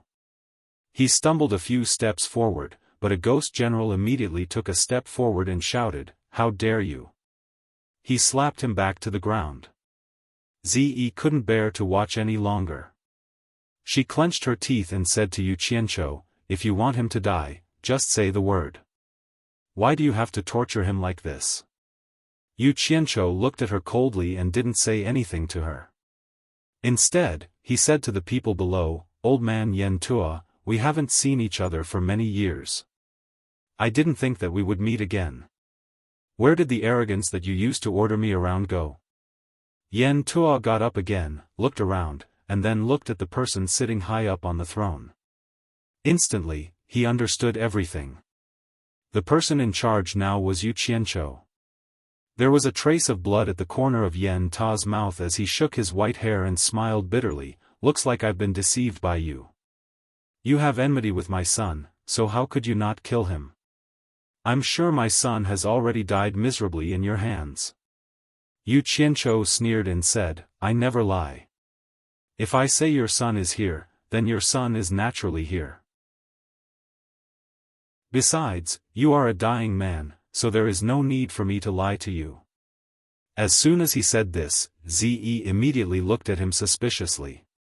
As for the generals and Yu Ji, their expressions were indescribable. They knew the ins and outs of Yu Qianqiu, but they didn't expect the dignified disciple of the Devil Region's torturer to lie without batting an eyelid. Moreover, he did it so openly in front of so many people. If they didn't know about it, it would be hard for them not to believe it. Yen Ta's murky eyes suddenly lit up, and he immediately said, "Yu Qianqiu, where is my son? Can you let me see him?" "Of course, no problem at all." Yu Qianqiu waved his hand in a rather forthright manner. In the end, Yu Ji and the others were stunned. They didn't know where he was going to find a son to meet. Unexpectedly, he said, "However, your son went against me in every aspect in the supporting Immortal Island, so it's hard for me to vent my anger. Now that both of you are here, there has to be someone left to appease me. What do you want?" Yen Ta asked. "It's very simple. I never do things that are ruthless." Yu Qianqiu stood up and said coldly, "I just arrived here today, and I'm here to settle this matter. Either I remove the seal on you, let you go, or I kill your son. Or you stay and continue to suffer, and I'll let your son go. Only one of you can live. Make your choice now." The group of ghost generals instantly became interested, and their gazes focused on Yen Ta. Yen Ta hesitated for a moment, then immediately replied, "Yu Qianqiu, I hope you keep your word. I stay, and you let my son go." The atmosphere in the hall instantly became heavy, and the group of ghost generals immediately looked at Yen Tua in a different way. It was admiration. Damn it! What a deep father-son relationship. Yu Qianqiu glanced at Ze, who was moved, and he was rather unhappy. He wanted to watch the dark side of human nature and teach this girl a lesson. He wanted her to know what it meant to be a bastard who could see through human nature. He wanted her to know that a pitiful person must have a hateful side, so that she wouldn't be disobedient in the future.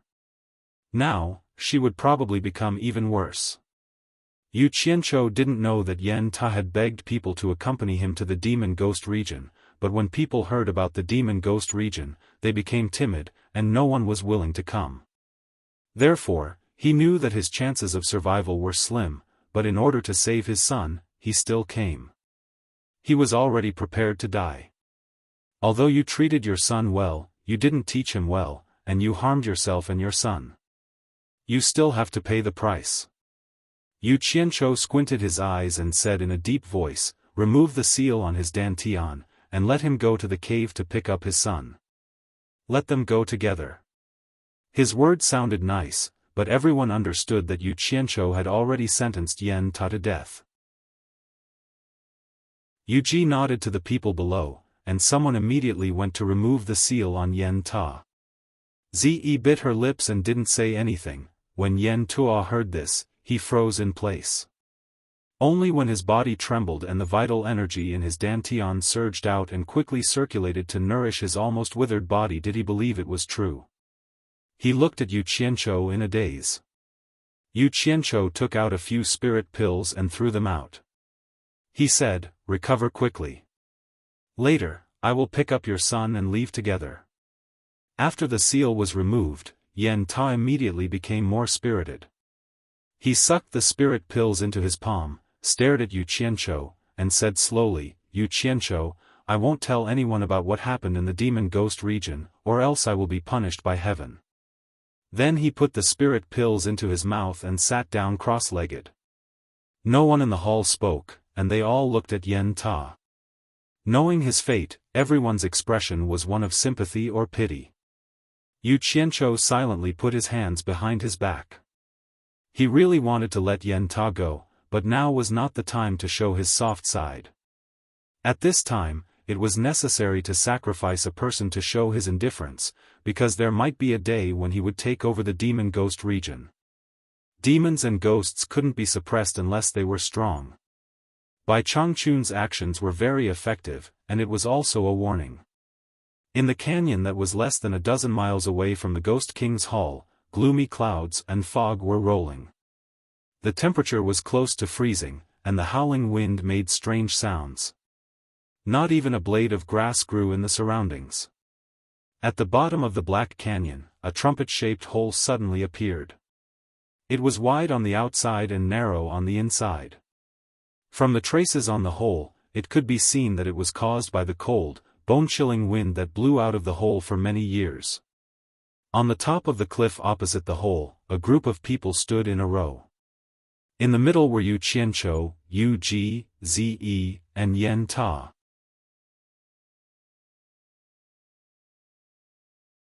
Chapter 347. There's a top-grade spirit stone mine inside, and your son is mining here. Perhaps to make his words more convincing, Yu Qianzhou took out a purple spirit stone and played with it in his hand. After seeing it, Yan Ta was a little surprised, and then he looked at the hideous cave entrance and said, "The top-grade spirit stone is almost extinct in the cultivation world, but I heard that it appeared in the grand auction last time. I didn't expect there to be a top-grade spirit stone mine here. Do you want to go in and look for it yourself, or do I have to help you get it out?" As he spoke, Yu Qianzhou clenched his fist, and in one breath, he sucked up all the spiritual qi in the top-grade spirit stone in his hand. Then there was a muffled sound in his palm, and as he opened his palm, a gust of chilly wind swept away a cloud of dust. Yan Ta did not dare to trouble him. He thought that he would send someone to bring his son out. After all, it was very difficult to find someone in such a big cave. It was not good to trouble others in the current situation. However, when he saw the chilly wind blowing at the cave entrance, Yan Ta frowned. How could there be anyone mining in this kind of cave? He felt that something was wrong, but he could not figure it out at the moment. There's a whole other world inside. Yu Qianzhou seemed to have seen through his concerns, and his tone was a little disdainful, as if he was telling him that if he wanted to kill him, it would only take a word. There was no need to go through so much trouble. A long sword shot out and stopped in the void of the canyon in front of his feet. Yu Qianzhou stepped on the flying sword and flew towards the cave entrance first. Yan Ta's expression was a little awkward. If he wanted to kill him, it would only take a word. There was really no need to go through so much trouble. He stomped on the ground and chased after Yu Qianzhou. When the others saw that Yu Qianzhou suddenly flew towards the cave entrance, their expressions changed greatly, and the group of ghost generals looked at Yu Ji. Yu Ji's face turned slightly pale. She had made it very clear to him, and she really didn't understand why he had to take such a risk. If something happened to the punishment envoy's disciple here, she might also lose her life. Although she was afraid, she believed that there must be a reason why Yu Qianzhou dared to do this, because he didn't look like someone who would suffer losses. Zi bit her lips. Although she didn't like Yu Qianzhou's actions, it was her duty to protect him. No matter how scared she was, she couldn't run away. Just as he was about to fly over, Yu Ji grabbed his wrist and shook her head slightly. As soon as Yu Qianzhou landed at the cave entrance and put away his flying sword, a cold wind suddenly blew out from the cave, blowing right into his face. He felt as if he had fallen into an ice cellar, and his body slowly stiffened. The temperature here was too low. No matter what, he was still a nascent soul cultivator, but he didn't expect to fall into an ice cave. He couldn't even circulate his true essence to resist, and even his soul felt like it was swaying, and his mind was faintly dazed. Yu Qianzhou was shocked. He bit the tip of his tongue and woke up. He didn't expect that he couldn't resist at the entrance of the cave with his cultivation. This 9th netherworld cave really lived up to its name. In an instant, a thin layer of green flame ignited around his body, wrapping his whole body in it. His stiff body immediately returned to normal. It seemed that as one of the 3 true flames, the green flame was not to be trifled with. When the cold wind with a faint black aura touched the green flame, it made a sizzling sound, like water splashing into a pan of oil. Yu Qianzhou suddenly discovered that while the green flame was resisting the cold wind, he seemed to be consuming it as well, but the rate of consumption was very slow. Yu Qianzhou was stunned for a moment, then immediately became happy. Although the green flame was being consumed, it could obviously resist the cold wind from the netherworld. With the large amount of green fire element stored in his body, he might be able to go deep into the cave. However, he seemed to have forgotten that he was at the entrance of the 9th netherworld cave, and the situation behind was unknown. It seemed that it was a bit too early to be happy. Yu Qianzhou turned around and looked at Yen Tuo, who followed him.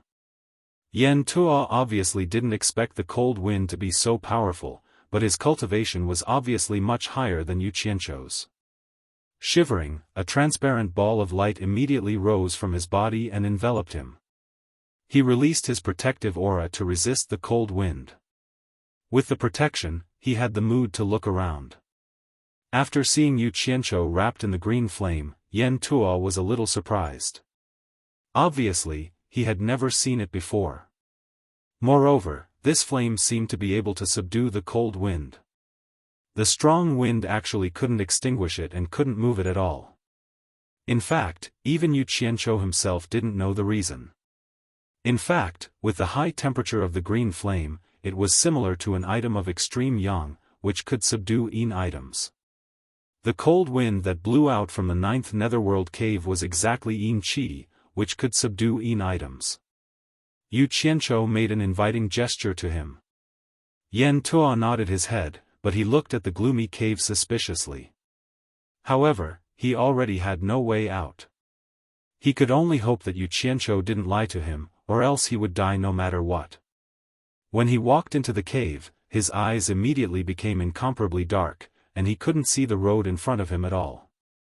However, the green flame that appeared behind him indicated that Yu Qianzhou had also followed him in. Yen Tuo instantly felt a lot more at ease. He felt that his thoughts were a little unnecessary, because he really couldn't think of any benefits that the other party would gain from lying to him. The people on the opposite cliff all stared at the entrance of the cave without blinking, watching the two gradually disappear inside. The deeper they went, the more shocked they became. The cold wind was no longer blowing in all directions like at the entrance of the cave. It actually had a tendency to gradually solidify, hitting Yen Tuo's upstanding qi. With a pu sound, the fire on Yu Qianzhou's body immediately rose a little. Otherwise, the green flame wouldn't be able to offset the attack of the cold wind in time and would hit his body. At the same time, Yu Qianzhou carefully stood behind Yen Tuo's upstanding qi, trying his best to let Yen Tuo, who was walking in front, resist the cold wind. As expected, the consumption of the green fire element was greatly reduced. The passage inside the cave suddenly turned, and the two of them stopped at the same time. Before they could turn the corner, they heard a rapid whistling sound coming from inside. The chilly wind whirled out of the passage so quickly that it almost made them lose their footing. This was not the case of the wind blowing directly out of the passage, so one could imagine how strong the wind inside was. Yen Tuo looked back and saw that Yu Qianzhou's expression was indescribable. His heart instantly turned cold. Why did it seem like this was also his first time here? Let's go, Yu Qianzhou said, but he realized that his voice couldn't travel far at all. It was as if the wind had blown it to the back, so he shouted again and made a hand gesture. Yan Tuo nodded with a grave expression. The upstanding qi on his body instantly became a lot more turbid.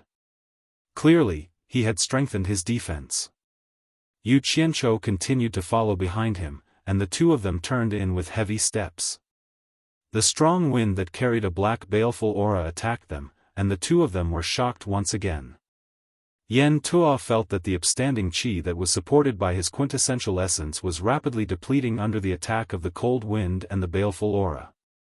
Although Yu Qianzhou was hiding behind him, he could also feel the rapid depletion of the green flame. He immediately increased the output of the fire element.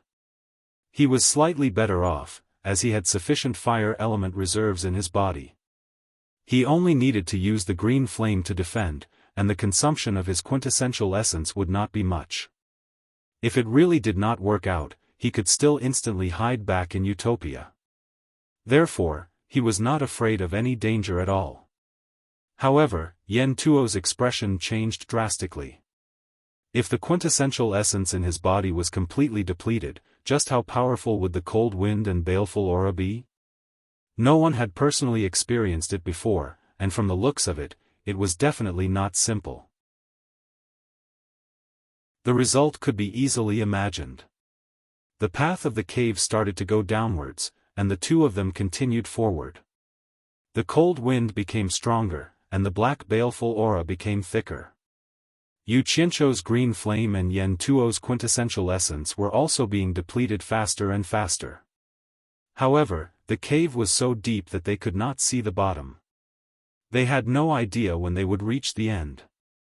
In the darkness, the two of them were as small as fireflies, feeling their way forward carefully. After walking for an unknown period of time, Yan Tuo's face gradually turned pale. He felt that there was not much quintessential essence left in his body, and the end seemed to be far away. Yu Qianzhou also realized that something was wrong with his situation and immediately guessed the reason. Although he had wanted Yan Tuo to block the disaster at the front, he did not want Yan Tuo to die so early. He touched the storage bag at his waist, wanting to give Yan Tuo some spirit pills to recover his quintessential essence so that Yan Tuo could hold on for a while longer. However, he realized that it was difficult to even communicate in this situation.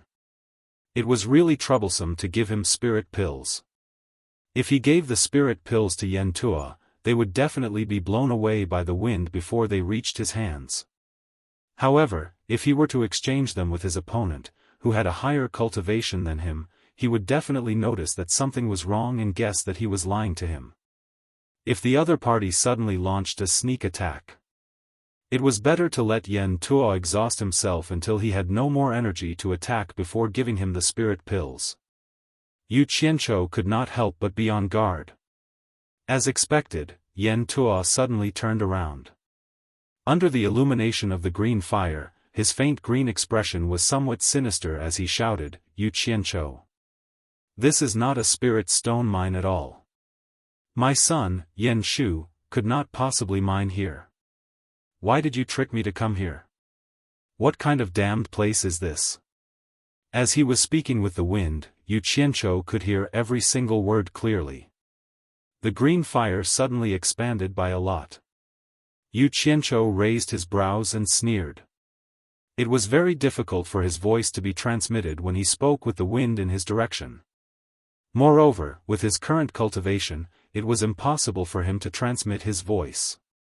Thus, he raised his hand that was wrapped in the green fire and extended a finger to write in the air. The words, "Ninth Netherworld Cave," appeared in the green fire. Immediately after, he waved his hand and the 4 green fire words were put away. At this moment, he could not waste the green fire. Since Yan Tuo was able to assume the position of an elder on supporting Immortal Island, he wasn't an ignorant person. After he saw the words "Ninth Hell Cave," he pondered for a moment before his expression instantly changed, and he seemed as if he'd never imagined that he would come to this place of legend one day. He immediately gritted his teeth and said, "In that case, my son, Yen Shu, is long gone. He has a grudge against you. Did he die in your hands?" As he said that, his hand subconsciously touched his waist. He must be muddle-headed. Why the F*ck would he touch if he had nothing? Yu Qianzhou looked at his empty waist and sneered again as he extended his finger and wrote a few words. "Do you understand now? Isn't it a little too late?" His finger was like chalk and his palm was like a blackboard eraser. The moment he wrote, it was immediately erased. Yen Tuo only remembered that on the day he was captured, his storage bag had already been confiscated. On the other hand, Yu Qianzhou clapped and pulled his palms together. A green flying sword appeared between his palms.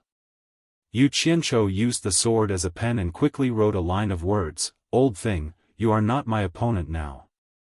If you don't want to die, continue to lead the way." When Yen Tuo heard this, he did not care how the green flying sword appeared. He suddenly shook his head of white hair and laughed wildly. His laughter was filled with indescribable grief and indignation. He then clenched his fists and said, "Don't want to die. Yu Qianzhou, don't try to lie to me. We are already deep in the cave. Even if you let me leave now, I won't be able to make it out. Today, I will die no matter what. But even if I die, I won't let you be happy."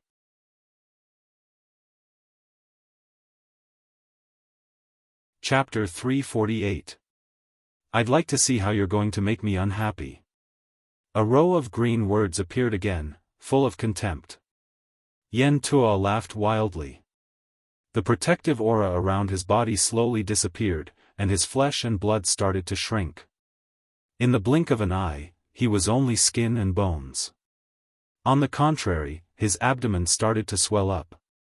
This scene caused Yu Qianzhou's pupils to shrink. He could no longer look down on Yen Tuo.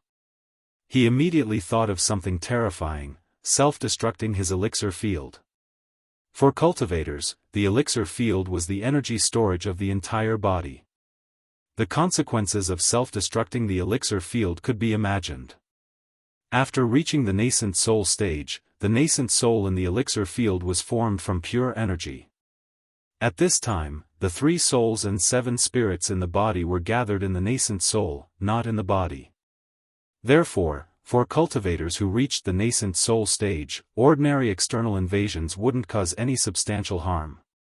At most, it would hurt the body, and it wouldn't be difficult to heal it. However, self-destruction after reaching the nascent soul stage was more powerful, but at the same time, it would also destroy the 3 souls and 7 spirits. In other words, if a cultivator of the nascent soul stage self-destructed, it meant that he wouldn't even have the chance to reincarnate. If a cultivator of the nascent soul stage self-destructed, there would be a next life. Yen Tuo's cultivation was in the early stage of the tribulation stage. Although he had used up a lot of his true essence, the explosion of the nascent soul stage would be terrible. Yu Qianzhou definitely wouldn't have it easy. From the looks of it, he was afraid that the explosion wouldn't be powerful enough, so he gathered all the energy in his abdomen. If it was an ordinary person, the hole was only 10 feet wide. Under such circumstances, it would be difficult to move forward or backward. Being detonated by a cultivator of the tribulation stage was equivalent to a heavy bomb exploding next to them. Fortunately, Yu Qianzhou wasn't an ordinary person. He had a third way of retreat, which was utopia. However, it was also quite frustrating for him. It wasn't easy for him to get here, and he didn't have the chance to leave a teleportation coordinate. Once Yen Tuo self-destructed, he would have to start all over again. Damn it! I've always thought that I'm ruthless, but today, I've met someone even more ruthless. It's fine if he doesn't want to live in this life, but there's actually someone who doesn't even want to live in the next life. Yu Qianzhou's expression twitched. The flying sword in his hand quickly drew a few words, "You're crazy." The skeleton-like Yen Tuo let out a dry and hoarse voice. He laughed cruelly and said, "It's you, Yu Qianzhou, who has gone too far." As he spoke, the protective upstanding chi outside his body suddenly retracted into his body. He was going to self-destruct. Bastard! Bastard! Yu Qianzhou closed his eyes and shrank his head. Just as he was about to flash back to utopia, he heard painful sounds coming from Yen Ta's throat. Before Yu Qianzhou left, he opened his eyes to take a look. Immediately, his eyes widened, and he didn't want to leave. As it turned out, Yen Tua, who had withdrawn his protective upstanding chi, was immediately attacked and eroded by the chilly wind and the black spirits. The clothes on his body disappeared like ashes, followed by the hair on his body. Then, his skin was shaved off from his back as if he was taking off his clothes. Then, the bloody muscles that had just been revealed slid off his bones and were blown away. Yu Qianzhou, who had been hiding at the back, immediately received the reward of Yen Tuo's flesh. Then, there were his organs, liver, and lungs. It was really disgusting. The green fire outside Yu Qianzhou's body surged, turning everything that came into contact with it into ashes. Yen Tuo's tenaciously standing skeleton immediately withered when it came into contact with the black spirits. Under the attack of the black spirits and chilly wind, it was torn into pieces and blown away with the wind. He died just like that? What the hell is this? Yu Qianzhou couldn't help but shiver. Anyone who saw someone die like that before their eyes would also shudder. He looked around and realized that he was the only one left. Only the shrill whistling of the wind lingered in his ears. Seeing that the chilly wind and the evil spirits were so powerful, he also had some thoughts of retreating. But a wave of determination rose from the bottom of his heart. He gritted his teeth and continued to walk forward without hesitation.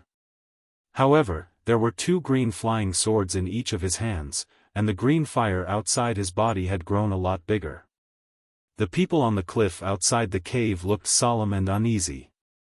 The bearded Cai Zhongfei walked a few steps to the front of Yu Ji and cupped his fists, saying, "Madam, we can't just stand by and watch anymore. While Mr. hasn't gone too deep, I would like to go and call Mr. back. If it's any later, I'm afraid it'll be difficult for us to find Mr. If that's the case, we'll—" He didn't finish his sentence, but everyone understood what he was trying to say. If Yu Qianzhou died, the torturer would be enraged, and no one would be able to escape responsibility. Everyone's gaze fell on Yu Ji. Yu Ji hesitated for a while and finally nodded, saying, "Zhongling, Fu Zhe, listen up." "Yes."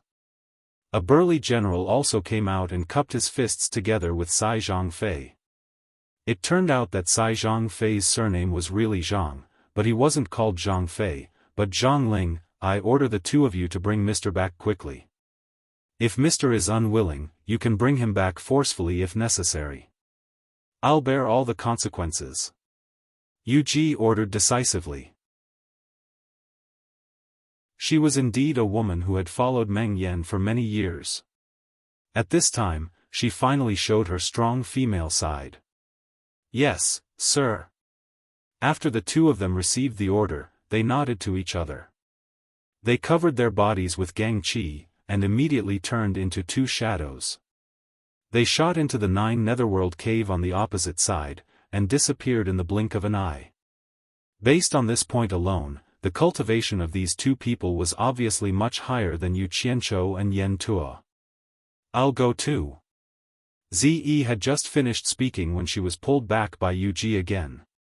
Yu Ji shook her head helplessly and said, "Miss, from your conversation with Mr., I can tell that your identity is not ordinary. If anything happens to you, I won't let you in no matter what." Yu Ji gently waved her hand at the 9th netherworld cave. Immediately, 10 generals of the Ghost King flew out and directly landed at the entrance of the 9th netherworld cave.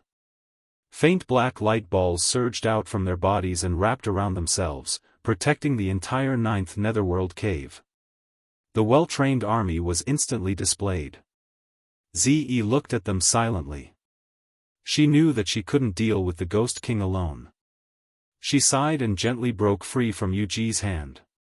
She stood there quietly and didn't say a word. After walking for a while, Yu Qianzhou realized that this cave seemed to only have strong yin winds and evil spirits. There weren't any other dangers. Instead of slowly walking and exhausting his energy, it was better. After Yu Qianzhou had an idea, he gritted his teeth and jogged. The black miasma became denser and denser, and the consumption of fire elements became faster and faster. He didn't know how far underground it was. After jogging for nearly a kilometer, the tunnel turned again. Just as he turned, he felt the pressure suddenly increase and the wind became stronger. He only heard a strange F*ck cry, and the moment the sound left his mouth, he was blown back by the wind. He dodged and jumped here and there, rolling and crawling back to the turning. A group of black wind blades shot out and hit the stone wall at the turning. With a series of clanging sounds, they dispersed into black miasma and were carried away by the yin wind. Yu Qianzhou hid in a corner and stared blankly at the black fiend that had been blown away. He understood.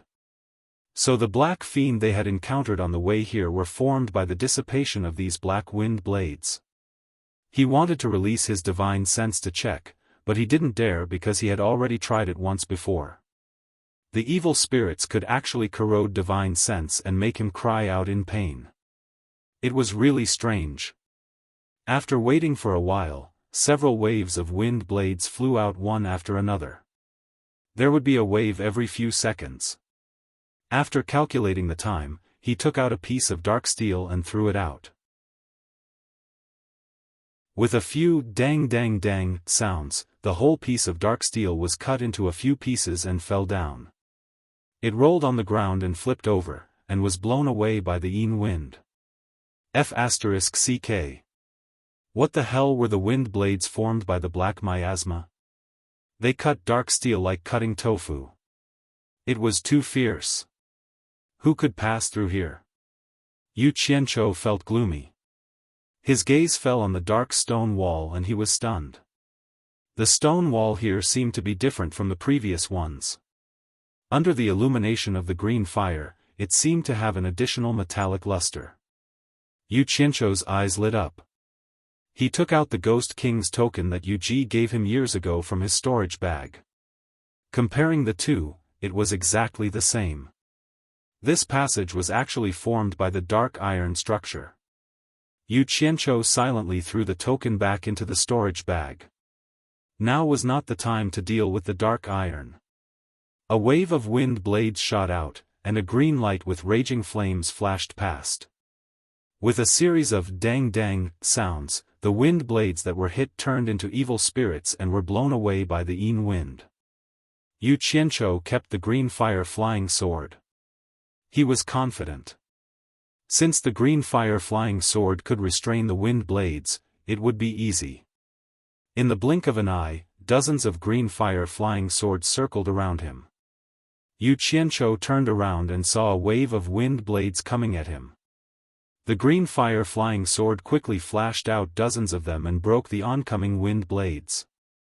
As for the others, as long as they did not hurt his body, he would let them fly away. Seeing that the attack was effective, Yu Qianzhou immediately increased his speed. The dozens of green fire flying swords opened a path in front of him. Zhongling and Fu, on the other hand, felt their way in the dark. Because the two of them were ghost cultivators, the darkness did not affect them. In addition, ghost cultivators were not afraid of the yin wind. They were only afraid of the evil spirits. Originally, the evil spirits had no effect on ghost cultivators of the netherworld. However, the two of them were not real ghost cultivators of the netherworld. They had been in the mortal world for too long. Their bodies had accumulated a lot of human qi. Once they came into contact with the evil spirits, their souls might scatter. Cultivators like Yen Tuo originally had a mortal body, so they naturally had more human qi. However, once they encountered the evil spirits, they would naturally end up in a miserable state. They had not seen Yu Qianzhou yet. The two of them were a little anxious. While communicating with each other, they kept avoiding the topic that Yu Qianzhou might have already met with misfortune. At this moment, the two of them suddenly exclaimed in unison. The two of them could see in the dark.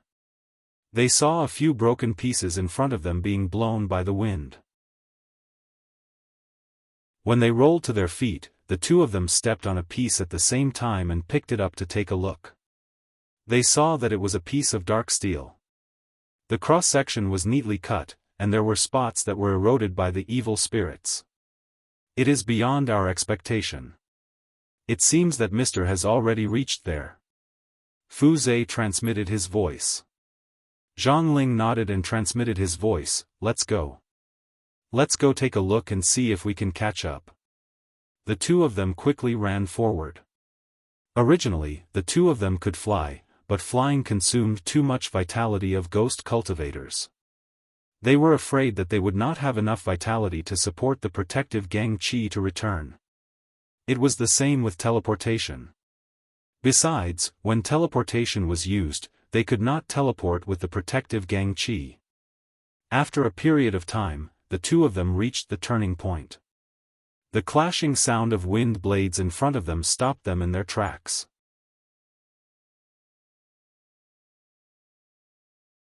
Chapter 349. Yu Qianzhou was nowhere to be seen. The two of them looked at each other speechlessly. There was only one reason for this. Yu Qianzhou had already gone in. Whether he was dead or alive was unknown. However, the two of them did not dare to advance any further. Yu Qianzhou had the green fire to restrain the black fiend, and unknowingly, they had already walked very far. Although the two ghost generals had high cultivation, they had already expended a large amount of vital qi to reach this point. If they continued to advance, they would expend too much vital qi, and they would really not be able to return. What's more, the black fiend here had already erupted in the form of wind blades. Ordinary treasures in the mortal world would not be able to withstand it at all and would instead be destroyed by it. The most terrifying thing was that the black demon wind blades could break through the protective upstanding qi. How could the two ghost generals make it through if ordinary mortal treasures and protective upstanding qi could not block it? At this place, only soul formation stage and ghost sage stage experts could use their tyrannical cultivation to force their way through. Mister, you are indeed the disciple of the disciplinary envoy. You even dare to barge into such a place. Fu Zhe exclaimed. Zhang Ling remained silent for a while before replying, it's impossible for us to barge into this place, and we shouldn't stay here for long either. It's better to return and report to Madam. The two ghost generals were worried that something bad had happened to Yu Qianzhou, but neither of them mentioned it. They nodded at each other and quickly retreated the way they came. Inside, Yu Qianzhou was very busy. He was not worried anymore. He jogged all the way, with the green fire flying sword circling around him to open a path. He was not afraid of the baleful wind blades. The Guiyuan sword technique that he cultivated allowed him to control multiple swords at the same time, which allowed him to deal with the situation with ease. Streaks of azure light moved as fast as lightning and protected him along the way. Yu Qianzhou became excited and even felt that this was a good place to cultivate the sword technique of Guiyuan. He was considering whether or not he should bring his two disciples here to cultivate in the future. However, he temporarily rejected the idea right after. Coming here to cultivate the origin convergent sword technique probably wouldn't do without the protection of azure fire. Little sister, go ahead boldly. Move forward. Don't look back. While Zhang Xian was singing along the way, his face suddenly warped in shock. The blue fire attribute energy in his body was running out. Damn it! He was overjoyed. He had to return and replenish his blue fire elemental essence. Yu Qianzhou immediately looked around and finally found a crack in the stone wall. He took out a silver ball and stuck it inside. Who would have thought that as soon as his hand left the ball, spots would quickly appear on the silver ball, as if it was being corroded by something unknown. Not long after, the silver ball had melted and disappeared. Yu Qianzhou frowned. With a wave of his hand, he summoned a flying sword made of green flames and stabbed it into the wall. With a turn of the sword, he pulled it out and a hole appeared in the wall. Once again, he took out a silver ball and stuffed it into the hole. Then, he used his palm to rub it with all his might. The nether iron wall instantly melted and sealed the hole. He heaved a sigh of relief when he sensed that the silver ball was safe and sound. Then, he disappeared along with the group of flying swords. After appearing briefly in Utopia, he immediately appeared next to the azure flames burning beneath Twilight Valley and jumped into the sea of flames to absorb them. It had been a day since Zhongling and Fu Zhe had left the cave. The moment they emerged, they flew to the cliff on the other side. Everyone looked at the entrance of the cave. After confirming that Yu Qianzhou had not followed them out, they turned to the two generals in shock. Zhongling cupped his fists at Yu Ji and said, "Madam, the two of us were still a step too late." "What?" Yu Ji and Purple Dress cried out at the same time. The others were also dumbfounded. "Madam, don't misunderstand," Zhongling explained. "When the two of us reached the end of the 9 nether second fold, we found that Mr. had already entered the 3rd fold. However, our cultivation was limited, so we didn't dare to chase after Mr., so we retreated and reported to Madam." Yu Ji looked at Fu Zhe and asked with lingering fear, "Is that so?" "That should be the case." "Madam, take a look." Fu Zhe took out the piece of profound iron and handed it to Yu Ji. "This should have been left behind by Sir when he was testing the power of the Black Fiend wind blades at the entrance of the 3 folds. If Sir was not confident in entering, he should have turned around and returned, and the two of us would have encountered Sir. However, when we arrived, we did not see Sir. Sir must have been confident after testing, so he charged in. What you say is reasonable." Yu Ji looked at the profound iron that had been corroded by the Black Fiend and nodded. Although they said this, everyone was still worried. No one in the entire Chilling Wind Valley had ever entered the 3 folds of the 9 nether cave. How could one pass through that place without reaching the Ghost Sage stage? Moreover, Yu Qianzhou was only at the nascent soul stage. The difference was truly too great. Purple Dress sighed with relief. She did not know much about the 9 nether cave. Hearing that Yu Qianzhou was fine, there was nothing to worry about and they could just continue waiting. This was probably the so-called ignorant were fearless.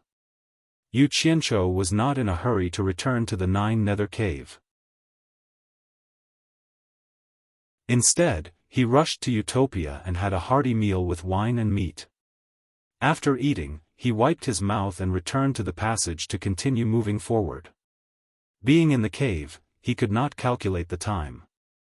He did not know how far he had walked. There was another turning intersection. In front of him, countless wind blades flew randomly and hit the turning wall. As there were too many wind blades, the collision between them caused some wind blades to not hit the wall and turn into Black Fiend. They changed their angle and flew towards this passage with the help of the wind. So that was it. Yu Qianzhou found the origin of the wind blades in this passage, but the dense ones in front still needed to be verified. He raised his eyebrows. Relying on the blue fire flying sword's ability to restrain the wind blades, he barged in arrogantly. In the end, he did not stay for long before he obediently retreated. There were too many wind blades inside.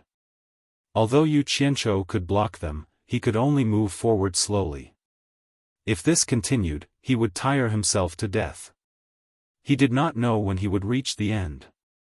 His eyes flickered as he pondered for a moment. He turned around and walked to the nether metal wall. The blue fire on his fingers was suppressed into 5 sharp claws. He stabbed into the nether metal wall and dug out a large piece. He quickly used the blue fire to refine it into a V-shaped shield. If it were anyone else, they would not have the fire to refine artifacts. Even if they had fire, how could ordinary fire so easily refine the nether metal? It would probably be troublesome to dig out a large piece from the wall. Why didn't I think of this earlier? Hugging the shield, Yu Qianzhou chuckled and hid behind it. Just as he turned around and entered another passageway, the shield in front of him immediately trembled violently. Yu Qianzhou trembled non-stop as he held onto the shield. Without hesitation, he covered the front of the nether metal shield with a meter-thick, V-shaped blue fire. The effect was very good, but the consumption of the blue fire was too high. However, with the blue fire blocking the black fiend wind blades as a buffer, he immediately felt much better. After walking for a short distance, he realized that he could not see the path in front of him. Thus, he pressed the blue fire claw on his 5 fingers. With a few schwa-schwa sounds, a dozen irregular holes immediately appeared on the shield, allowing him to see the path.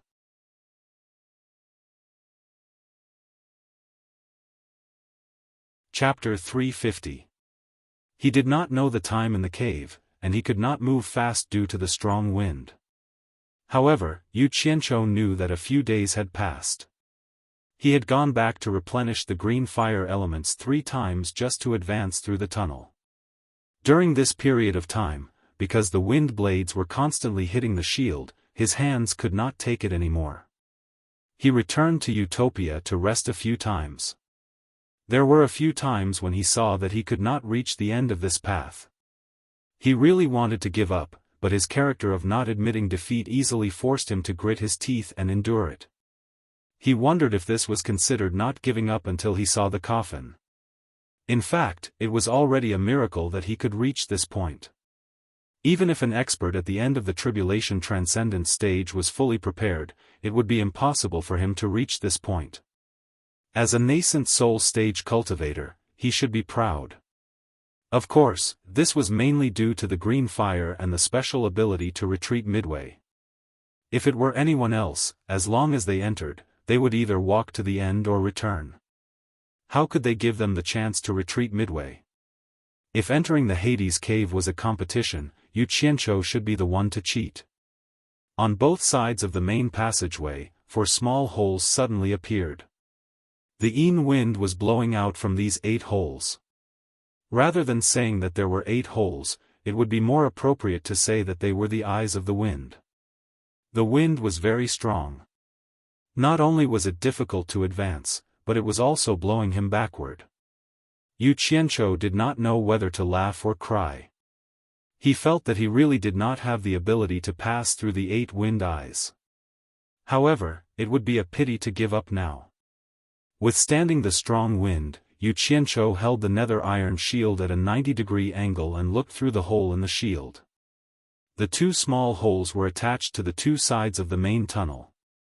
The black baleful aura floated over from the end of the main tunnel. It was caused by the 8 wind eyes. He did not know what scientific principle it used, but it actually turned the black baleful aura into wind blades and blew them out. It was really F*King fatal. It was impossible to enter the 8 wind eyes.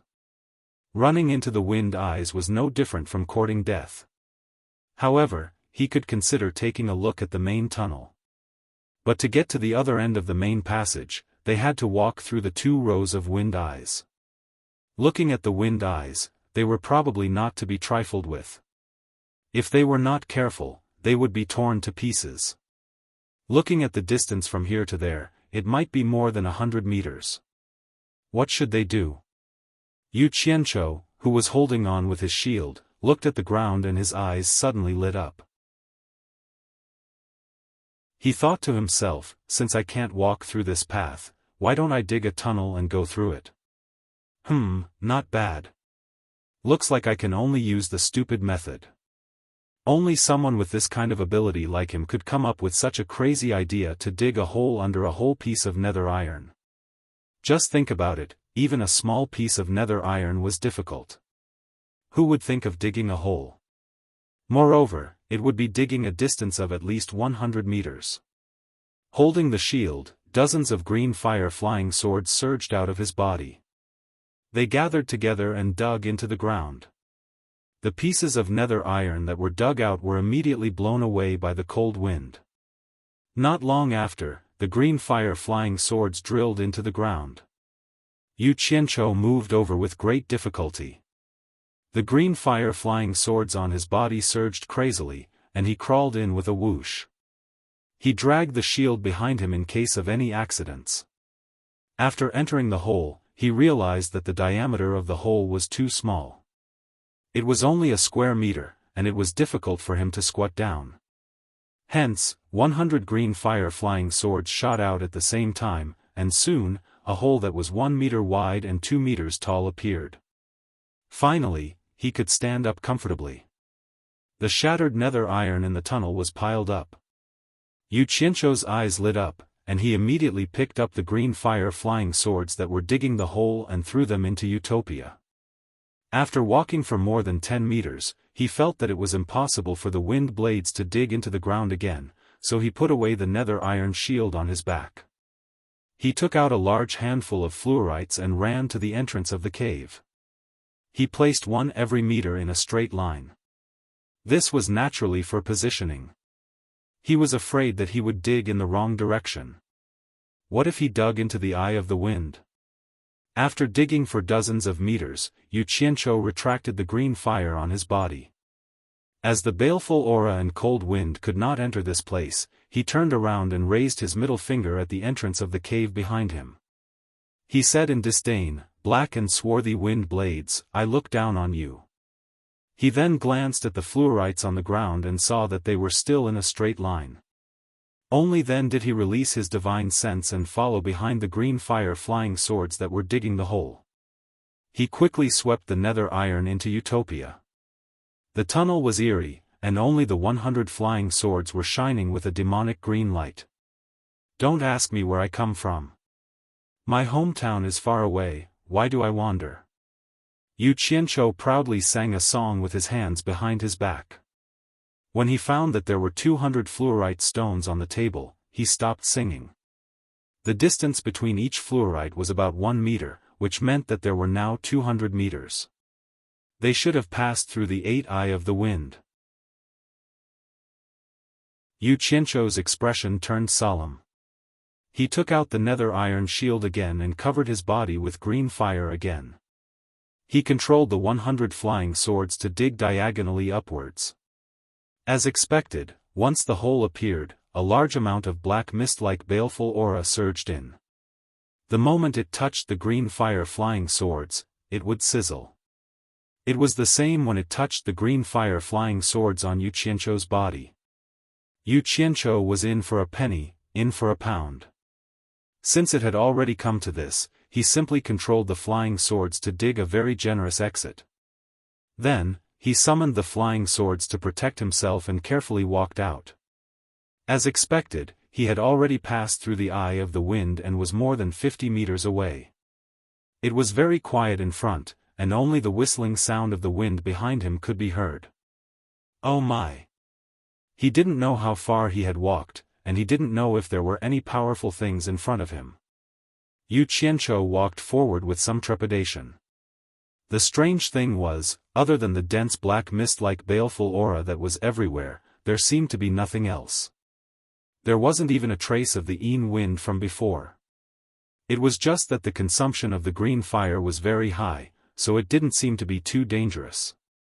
He had the protection of the green fire, so he didn't have much of a reaction. However, he didn't know that such a dense black mist-like baleful aura was a fatal blow to others. No matter how high one's cultivation was, it was already not easy for them to endure such a long distance ahead. Now that they encountered such a dense black mist-like baleful aura, it was extremely dangerous. Yu Qianzhou gradually increased his pace. After walking for about 1,000 meters, he suddenly had an indescribable strange feeling. It felt a little chilly. Logically speaking, being wrapped in the green fire, it shouldn't be cold. He thought about it and guessed that it was just a psychological effect. He didn't think too much about it and continued forward.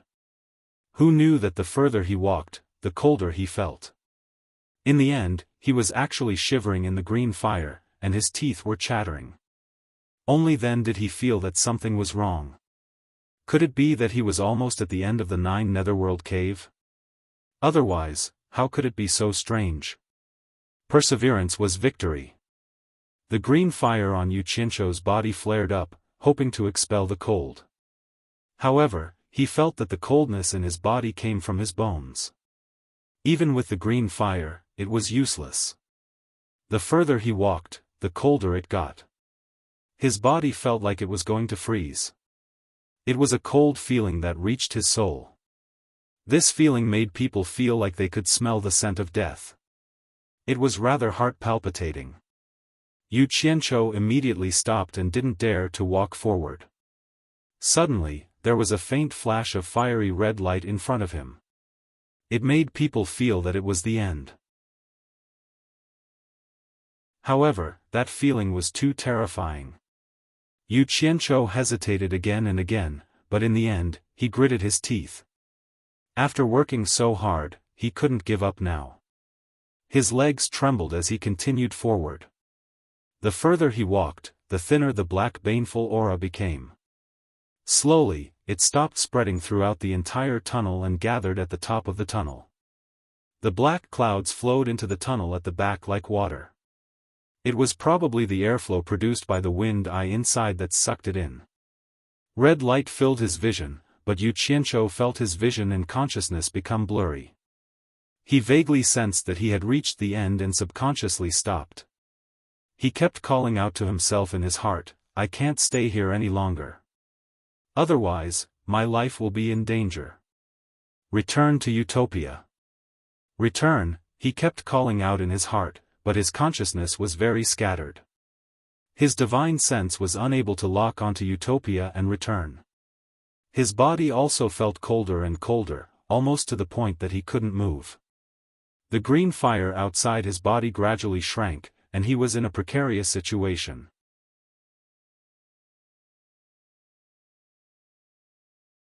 Chapter 351. The chilly wind in the 9th Netherworld cave blew out as usual. Yu Qianqiu had been inside for half a month, but there was still no reaction. The group of people waiting outside the cave gradually felt their hearts grow cold. They all had a bad premonition, but they still stood guard outside, clinging to a trace of hope. Clang, clang. A faint sound came from inside the cave. The 10 ghost generals guarding the cave were the first to hear it, and they all turned around to look. Although the people on the opposite cliff were not as close as them and did not hear the sound, they were all attracted by the unusual behavior of the ghost generals. Could it be that Yu Qianqiu had returned? The same thought appeared in everyone's mind, and they all stared at the cave entrance. The ghost generals at the cave entrance did not see anyone coming out, but they saw some black stones rolling weakly to a place not far from the cave entrance and stopped. The wind at the entrance was probably not strong enough to blow the stones out of the cave. 2 ghost generals dashed in and picked up a few stones to take a look. They were instantly shocked. The 2 nodded and shot out of the cave, flying to the side of Yu Ji on the opposite cliff. "Madam, look, it's nether iron. Not far from the cave entrance, a lot of it has been blown out by the wind, and there are faint sword marks on it." A ghost general handed over the nether iron in his hand and said. Yu Ji took the nether iron, and her eyes lit up again. She ordered, "The 2 of you, quickly go and collect all the nether iron that can be collected at the cave entrance." The 2 generals obeyed, and in no time, they had gathered a large pile of nether iron on the cliff top. The group of people watched, and after Zhang Lingxian checked, he stood up and said to Yu Ji, "Madam, nether iron is not afraid of the chilly wind and the black wind blades, and ordinary magic tools are useless against it. Moreover, there are sword marks on every piece of nether iron, and it is obvious that someone used a sword to dig them out. I'm afraid that Mr. has an extremely powerful sword on him that can easily dig out nether iron. It is very likely that Mr. is digging out nether iron to defend against the black wind blades." His judgment was right. These nether iron were blown out by the wind when Yu Qianqiu first started digging the tunnel. "That's right." A relaxed smile appeared on Yu Ji's face as she said, "You are a disciple of the punishment enforcer, so it's not surprising that you have 1 or 2 extremely powerful treasures." Hearing this, everyone nodded their heads in agreement. If this was heard by Yu Qianqiu, he would only reply with, "Ah pooey. What bullsh*t treasure." Zi frowned instead and said, "Madam, Yu Qianzhou went in with Senior Yen Ta, and Yen Ta's cultivation is much higher than Yu Qianzhou's." "Why are all of you so sure that these things were definitely made by Yu Qianzhou and not Senior Yen Ta?" Yu Ji glanced at the smiling crowd, then she looked at the 9 Netherworld Cave and said with a smile, "The 9 Netherworld Cave is the passageway from the human world to the Netherworld, so it's not a place that ordinary people can go. The closest place with nether iron is also at the end of the passageway. Not to mention the deeper places, just that place alone, other than the Ghost King's final stage ghost cultivators, few human experts at the final stage of the tribulation passing stage can reach that place, let alone Yen Ta, who is only at the initial stage of the tribulation passing stage. Therefore, Yen Ta is already dead if he can't reach that place. Yu Qianzhou's cultivation is even lower, so it's even more impossible for him to reach that place." Zi confirmed her suspicions. Seeing that she still hadn't figured it out, Yu Ji patiently explained, logically, with Mr's cultivation, it would be difficult for him to stay at the entrance of the cave for a long time. "Did you see the green flame on Mr's body before he entered the cave? That must be what Mr. relied on to enter the cave. Also, I don't know if you noticed, but before Yen Ta entered the cave, he didn't have anything on him.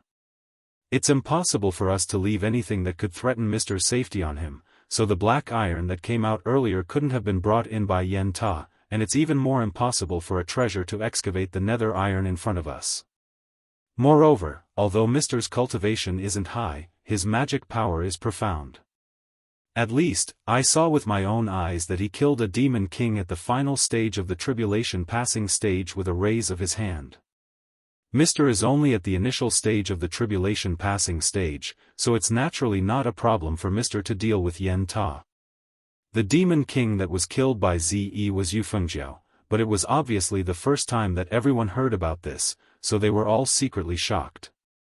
Ziyi's expression changed, and she thought about what her master had told her before. When there was danger, he should run first, and that brat definitely had the ability to protect himself. Now, it seemed that what her master said was true. Yu Qianzhou could even kill a demon king at the final stage of the tribulation passing stage, so he indeed had the ability to protect himself. Once this thought was confirmed, and she let go at a crucial moment in the future, it made Yu Qianzhou not know whether to laugh or cry, and he almost called her great aunt. This was all in the future, and they would talk about Yu Qianzhou later on. Yu Qianzhou, who was in a critical situation, gradually fell into a state of unconsciousness, and finally fell softly to the ground. The blue fire on his body had already been completely absorbed into his body, and it was also fortunate that the black fiend had flowed in from the top of the cave, or else it would have been terrible. In a daze, Yu Qianzhou suddenly opened his eyes and woke up, and found that he was actually lying on the ground, so he hurriedly got up.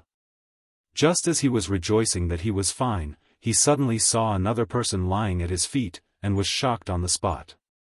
He thought to himself, could it be that someone had also broken in, and had also fainted like me? When Yu Qianzhou bent down to see that person's appearance clearly, he instantly felt as if he was struck by lightning, and took a few steps back. If he did not see wrongly, that person looked exactly the same as him, and that person's attire and accessories, it was clearly him. Feeling bewildered, Yu Qianzhou squatted down, and wanted to turn that person over to examine him properly, in order to resolve the doubts in his heart. Who knew that when his hand touched that person, it actually passed through his body, and he did not know whether the person on the ground was an illusion, or he was an illusion. How could this be? Could it be? Could it be? He thought of a chilling possibility: he might have already died, or his soul had left his body. In great shock, he shook his head woodenly, and retreated. He could not accept this kind of result. Who knew that when he moved a little further away from the person lying on the ground, his whole body actually floated up lightly, and a strong suction force came from the place where the red light was shining at the end of the tunnel, and dragged him over. Don't. I haven't lived enough, I don't want to die. Yu Qianzhou struggled with all his might in the air, but it was useless. that mysterious force made him unable to resist. At this moment, the person lying on the ground suddenly emitted a burst of golden light, and immediately after, a brilliant silver light pillar shot out like a galaxy, directly enveloping Yu Qianzhou, who was struggling in the air, cutting off that mysterious force, and actually slowly pulling him back. The scenery in front of Yu Qianzhou's eyes changed, and he suddenly found himself in the vast and brilliant universe. In the vast universe, the galaxy was brilliant, and the stars formed a nebula, eternal, lonely, desolate, and beautiful, and he was floating in the endless universe. F***ck. Could it be that I am dreaming? Yu Qianzhou was stunned, and just as he was trying to figure out what was going on, his vision suddenly turned black, and he fainted again. After a long time, Yu Qianzhou, who was lying on the ground, opened his eyes again, and suddenly jumped up. He anxiously looked around, and did not see the person he saw in his dream on the ground. His hands touched all over his body, and he finally heaved a sigh of relief, patting his chest in relief, and said, "Good, good, I was wondering why I ran into the universe again. There are no sci-fi blockbusters to watch now. So it was a dream, I was almost scared to death."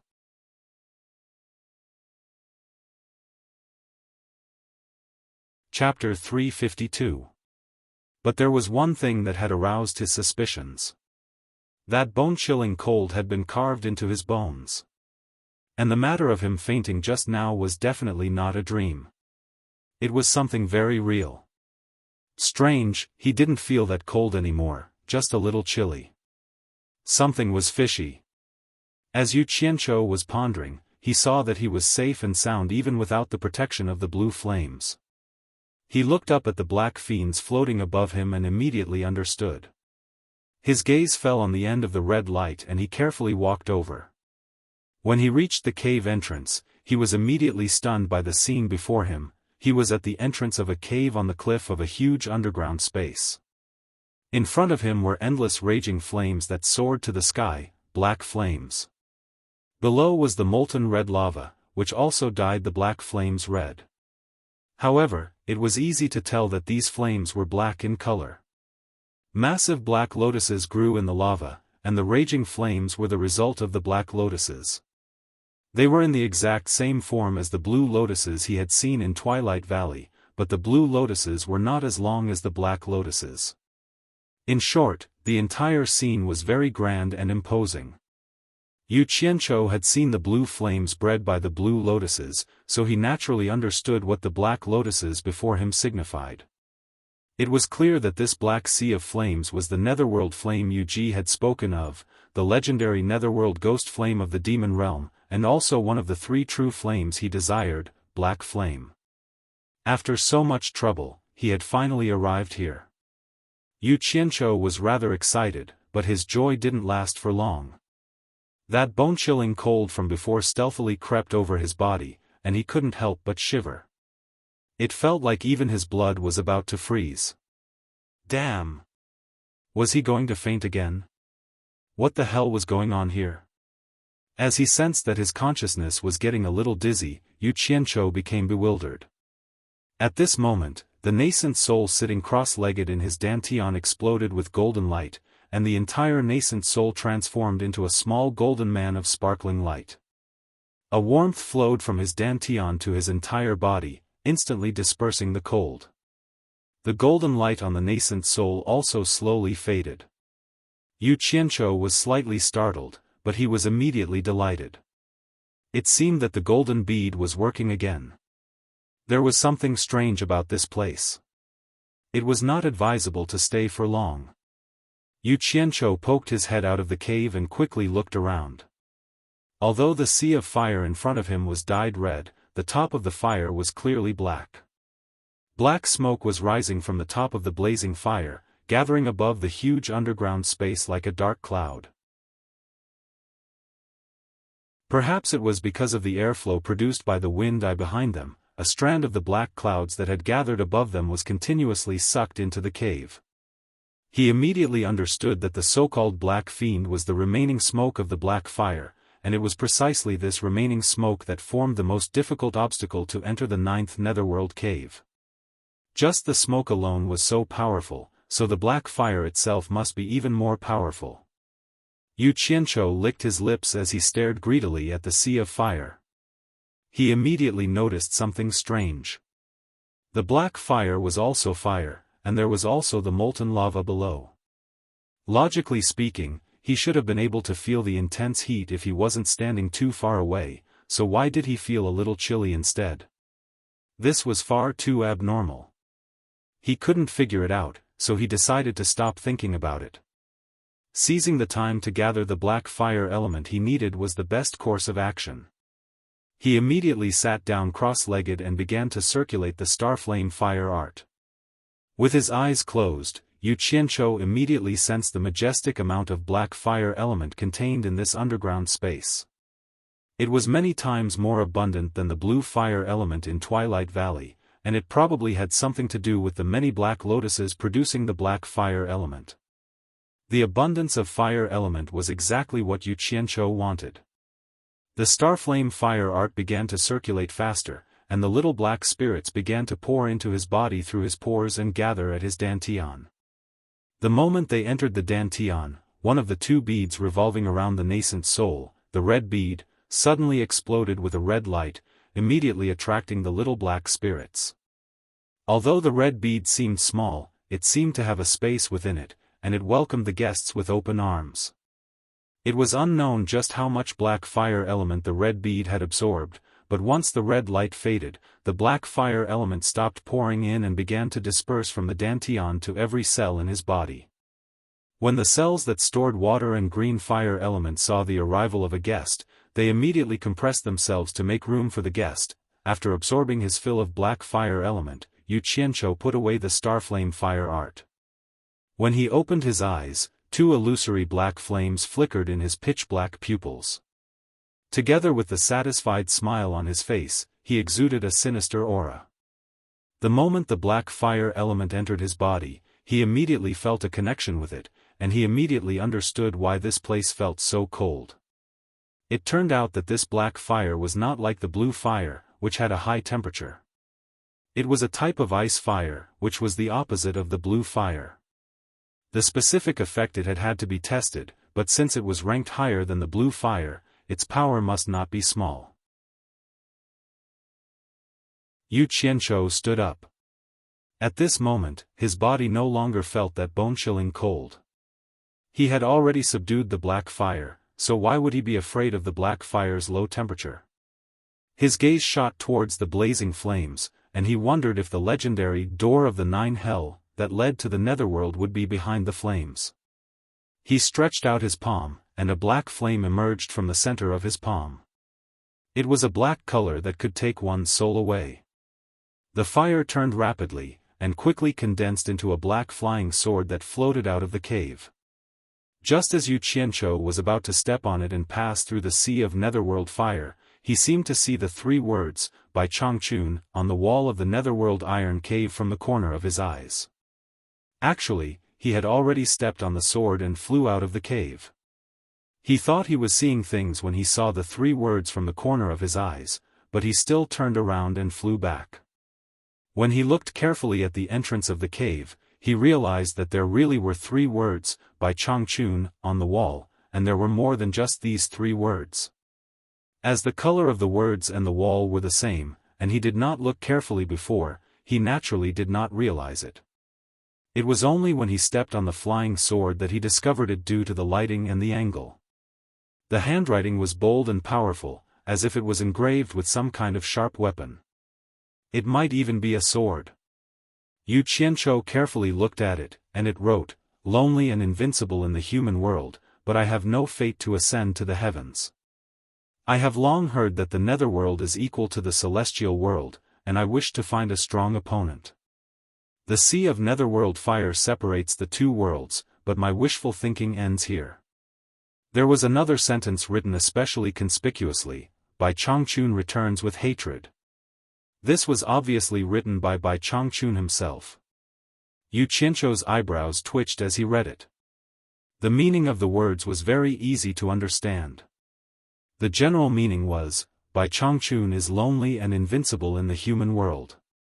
He wants to find an opponent in the celestial world, but he can't.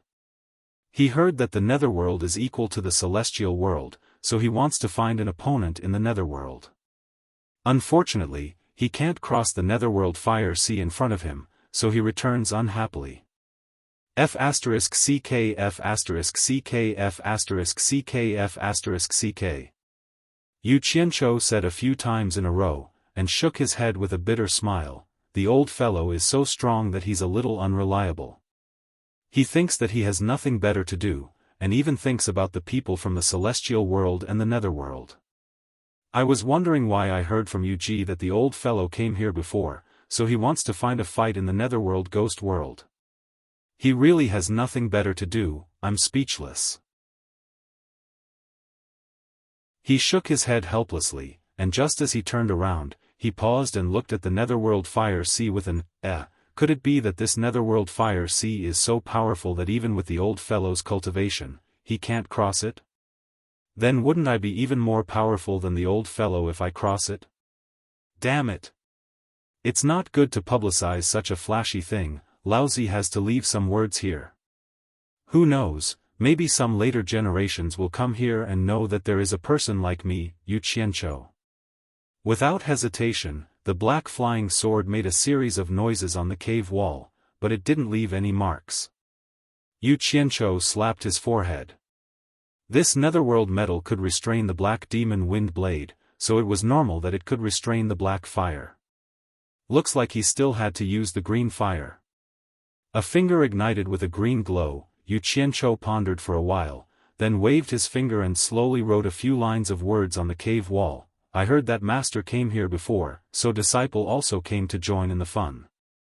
Since master can't cross here, disciple will give it a try. In the great sea, the new waves push the old, and each generation is stronger than the last. Finally, he also left a very conspicuous line of words. Yu Qianzhou has been here. These words were written behind by Changchun's words. After he finished writing, he carefully looked at it.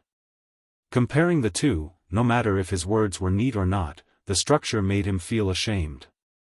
How could this have the momentum of each generation being stronger than the last, so he couldn't stand it anymore? Without saying anything else, he shamefully stepped onto the flying sword and charged into the netherworld fire sea, looking like he was seeking death.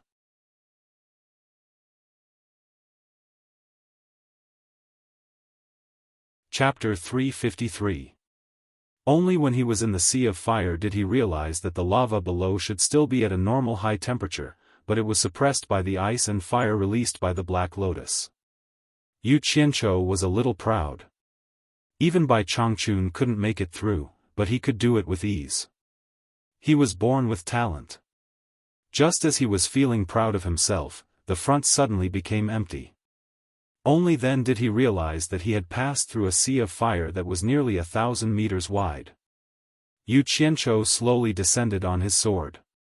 Beneath his feet was a soft black pure land. His gaze fell on the mountain wall in front of him. The huge dark iron mountain wall stood straight in front of him. It was curved in shape, and carved with skulls of different sizes.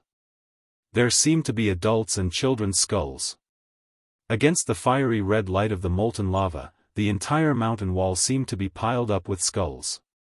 Standing in front of it, pairs of pitch-black eye sockets seemed to be looking at you, as if questioning you about something. It made you feel a palpitating aura of death. It was very thick, very heavy, and oppressive, making it difficult for you to breathe. There was a door in the center of the skull wall. It was more than 10 meters tall and 7 to 8 meters wide. All kinds of human heads were carved on it. They weren't skulls. There were old people, children, men, and women, with all kinds of expressions. Happiness, anger, sorrow, and happiness were vividly expressed. It gave people the feeling that once you entered the door, you would forget all the emotions in the world. Other than the human heads, there was also a beast head on each side of the door that looked like a sky-swallowing beast. There was a knocker hanging from the fangs of the beasts. There was a huge dark iron tablet in the weeds beside the door. There were words on the tablet, dark ghost realm, knock on the double knocker. Once you enter, do not open the door for humans, demons, or you will never return. This was clearly a warning sign, telling people that ghosts could enter, but others should not enter, or else they would never come out.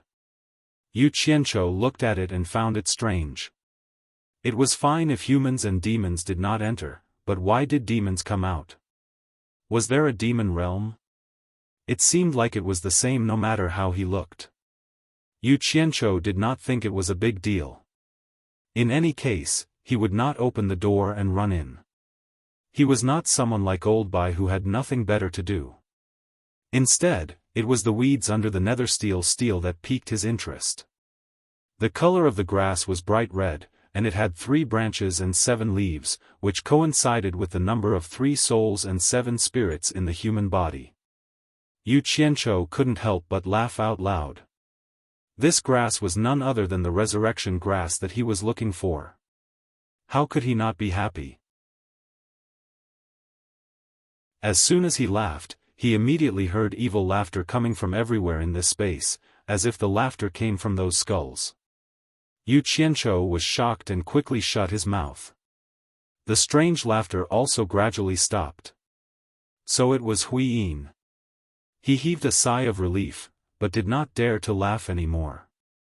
He walked over and plucked a stalk of resurrection grass. He examined it closely and sniffed it. Sure enough, it was colorless and odorless. Who would have thought that the moment his breath touched the resurrection grass in his hand would immediately turn into a cloud of black smoke and dissipate? Yu Qianzhou was stunned with his hand open. He recalled the records in the pill recipe jade archive. The resurrection grass was not a spiritual herb of the human world. It could not come into contact with human life, or it would immediately turn into smoke. He raised his hand and slapped his forehead, coming to a realization. He decided that he would seal it in ice and harvest it when he needed it. Hence, he took out a silver ball and stuffed it into a place that he thought was safe. After he felt that there wouldn't be any problems, he began to wander around to see if there was anything else that he needed. Alas, this place was very poor. It seemed that other than the black soil and nether steel on the ground, there was only the resurrection grass left. He was no longer interested in these things. It wasn't easy for him to come here, so he had to bring something back with him to commemorate his trip. Dig up a skull and bring it back? There was no point. As he was looking around, his gaze suddenly fell on the door that led to the netherworld.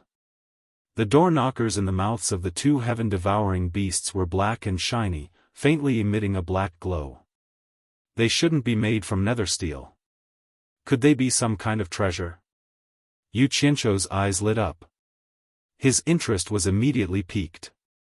The position of the door knocker was very high. It was about 4 to 5 meters tall. He mounted a flying sword and flew over. He touched the door knocker and carefully examined it. The door knocker was very big, just like the heaven and earth ring hanging on Naja's neck. Moreover, judging from the material, it was obviously different from the other materials on the door. It was definitely not nether steel. He tried to pull it out, but unfortunately, the beast's head was obviously not made from ordinary materials.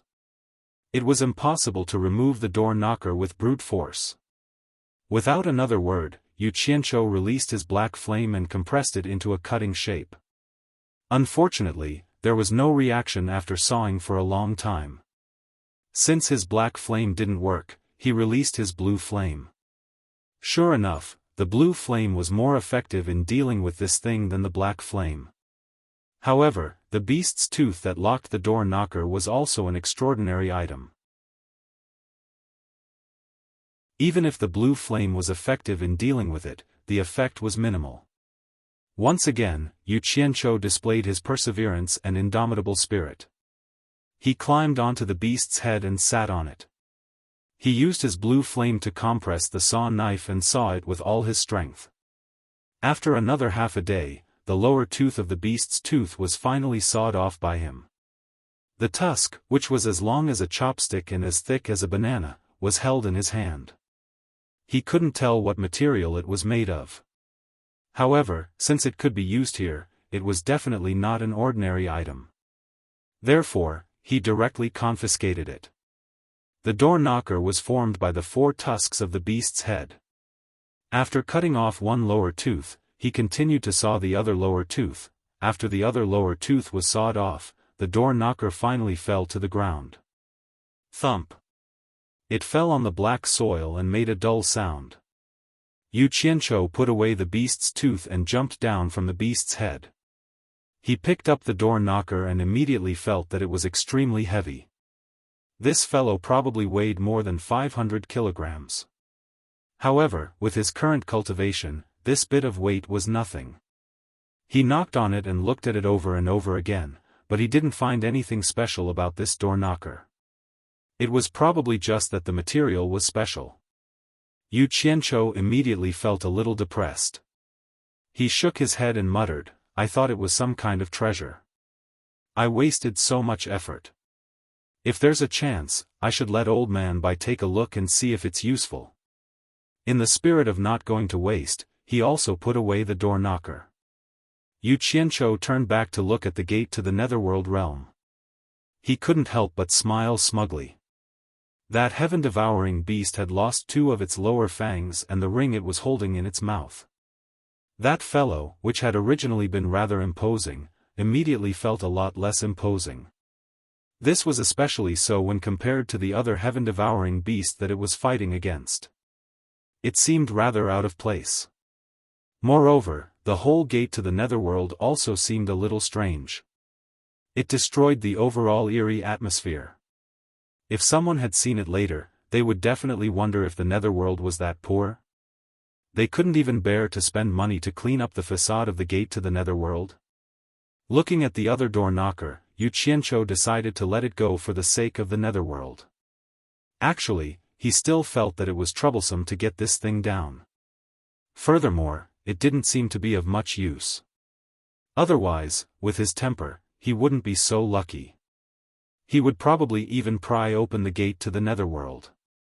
He had been extremely bold and destroyed the facade of the netherworld. It was a little too early for him to be happy. This greedy action had caused a lot of trouble in the future. Just think about it. After the netherworld discovered this, they would definitely send people out to investigate. The master and disciples' names on the cave wall would make it easy for the netherworld's people to find them. Once they left the 9th netherworld cave, the demon domain would definitely be the first to bear the brunt. Furthermore, Bai Changchun was also an extremely bold and fearless person. He couldn't go to the netherworld to find people to spar with. If someone came looking for him, he would fight them. Regardless of whether they were in the sky or on the ground, regardless of victory or defeat, he would still fight them. You're tuning in to the Xiaofan's Wuxia Tales YouTube channel. Don't forget to subscribe and join us on this journey to catch the most captivating stories.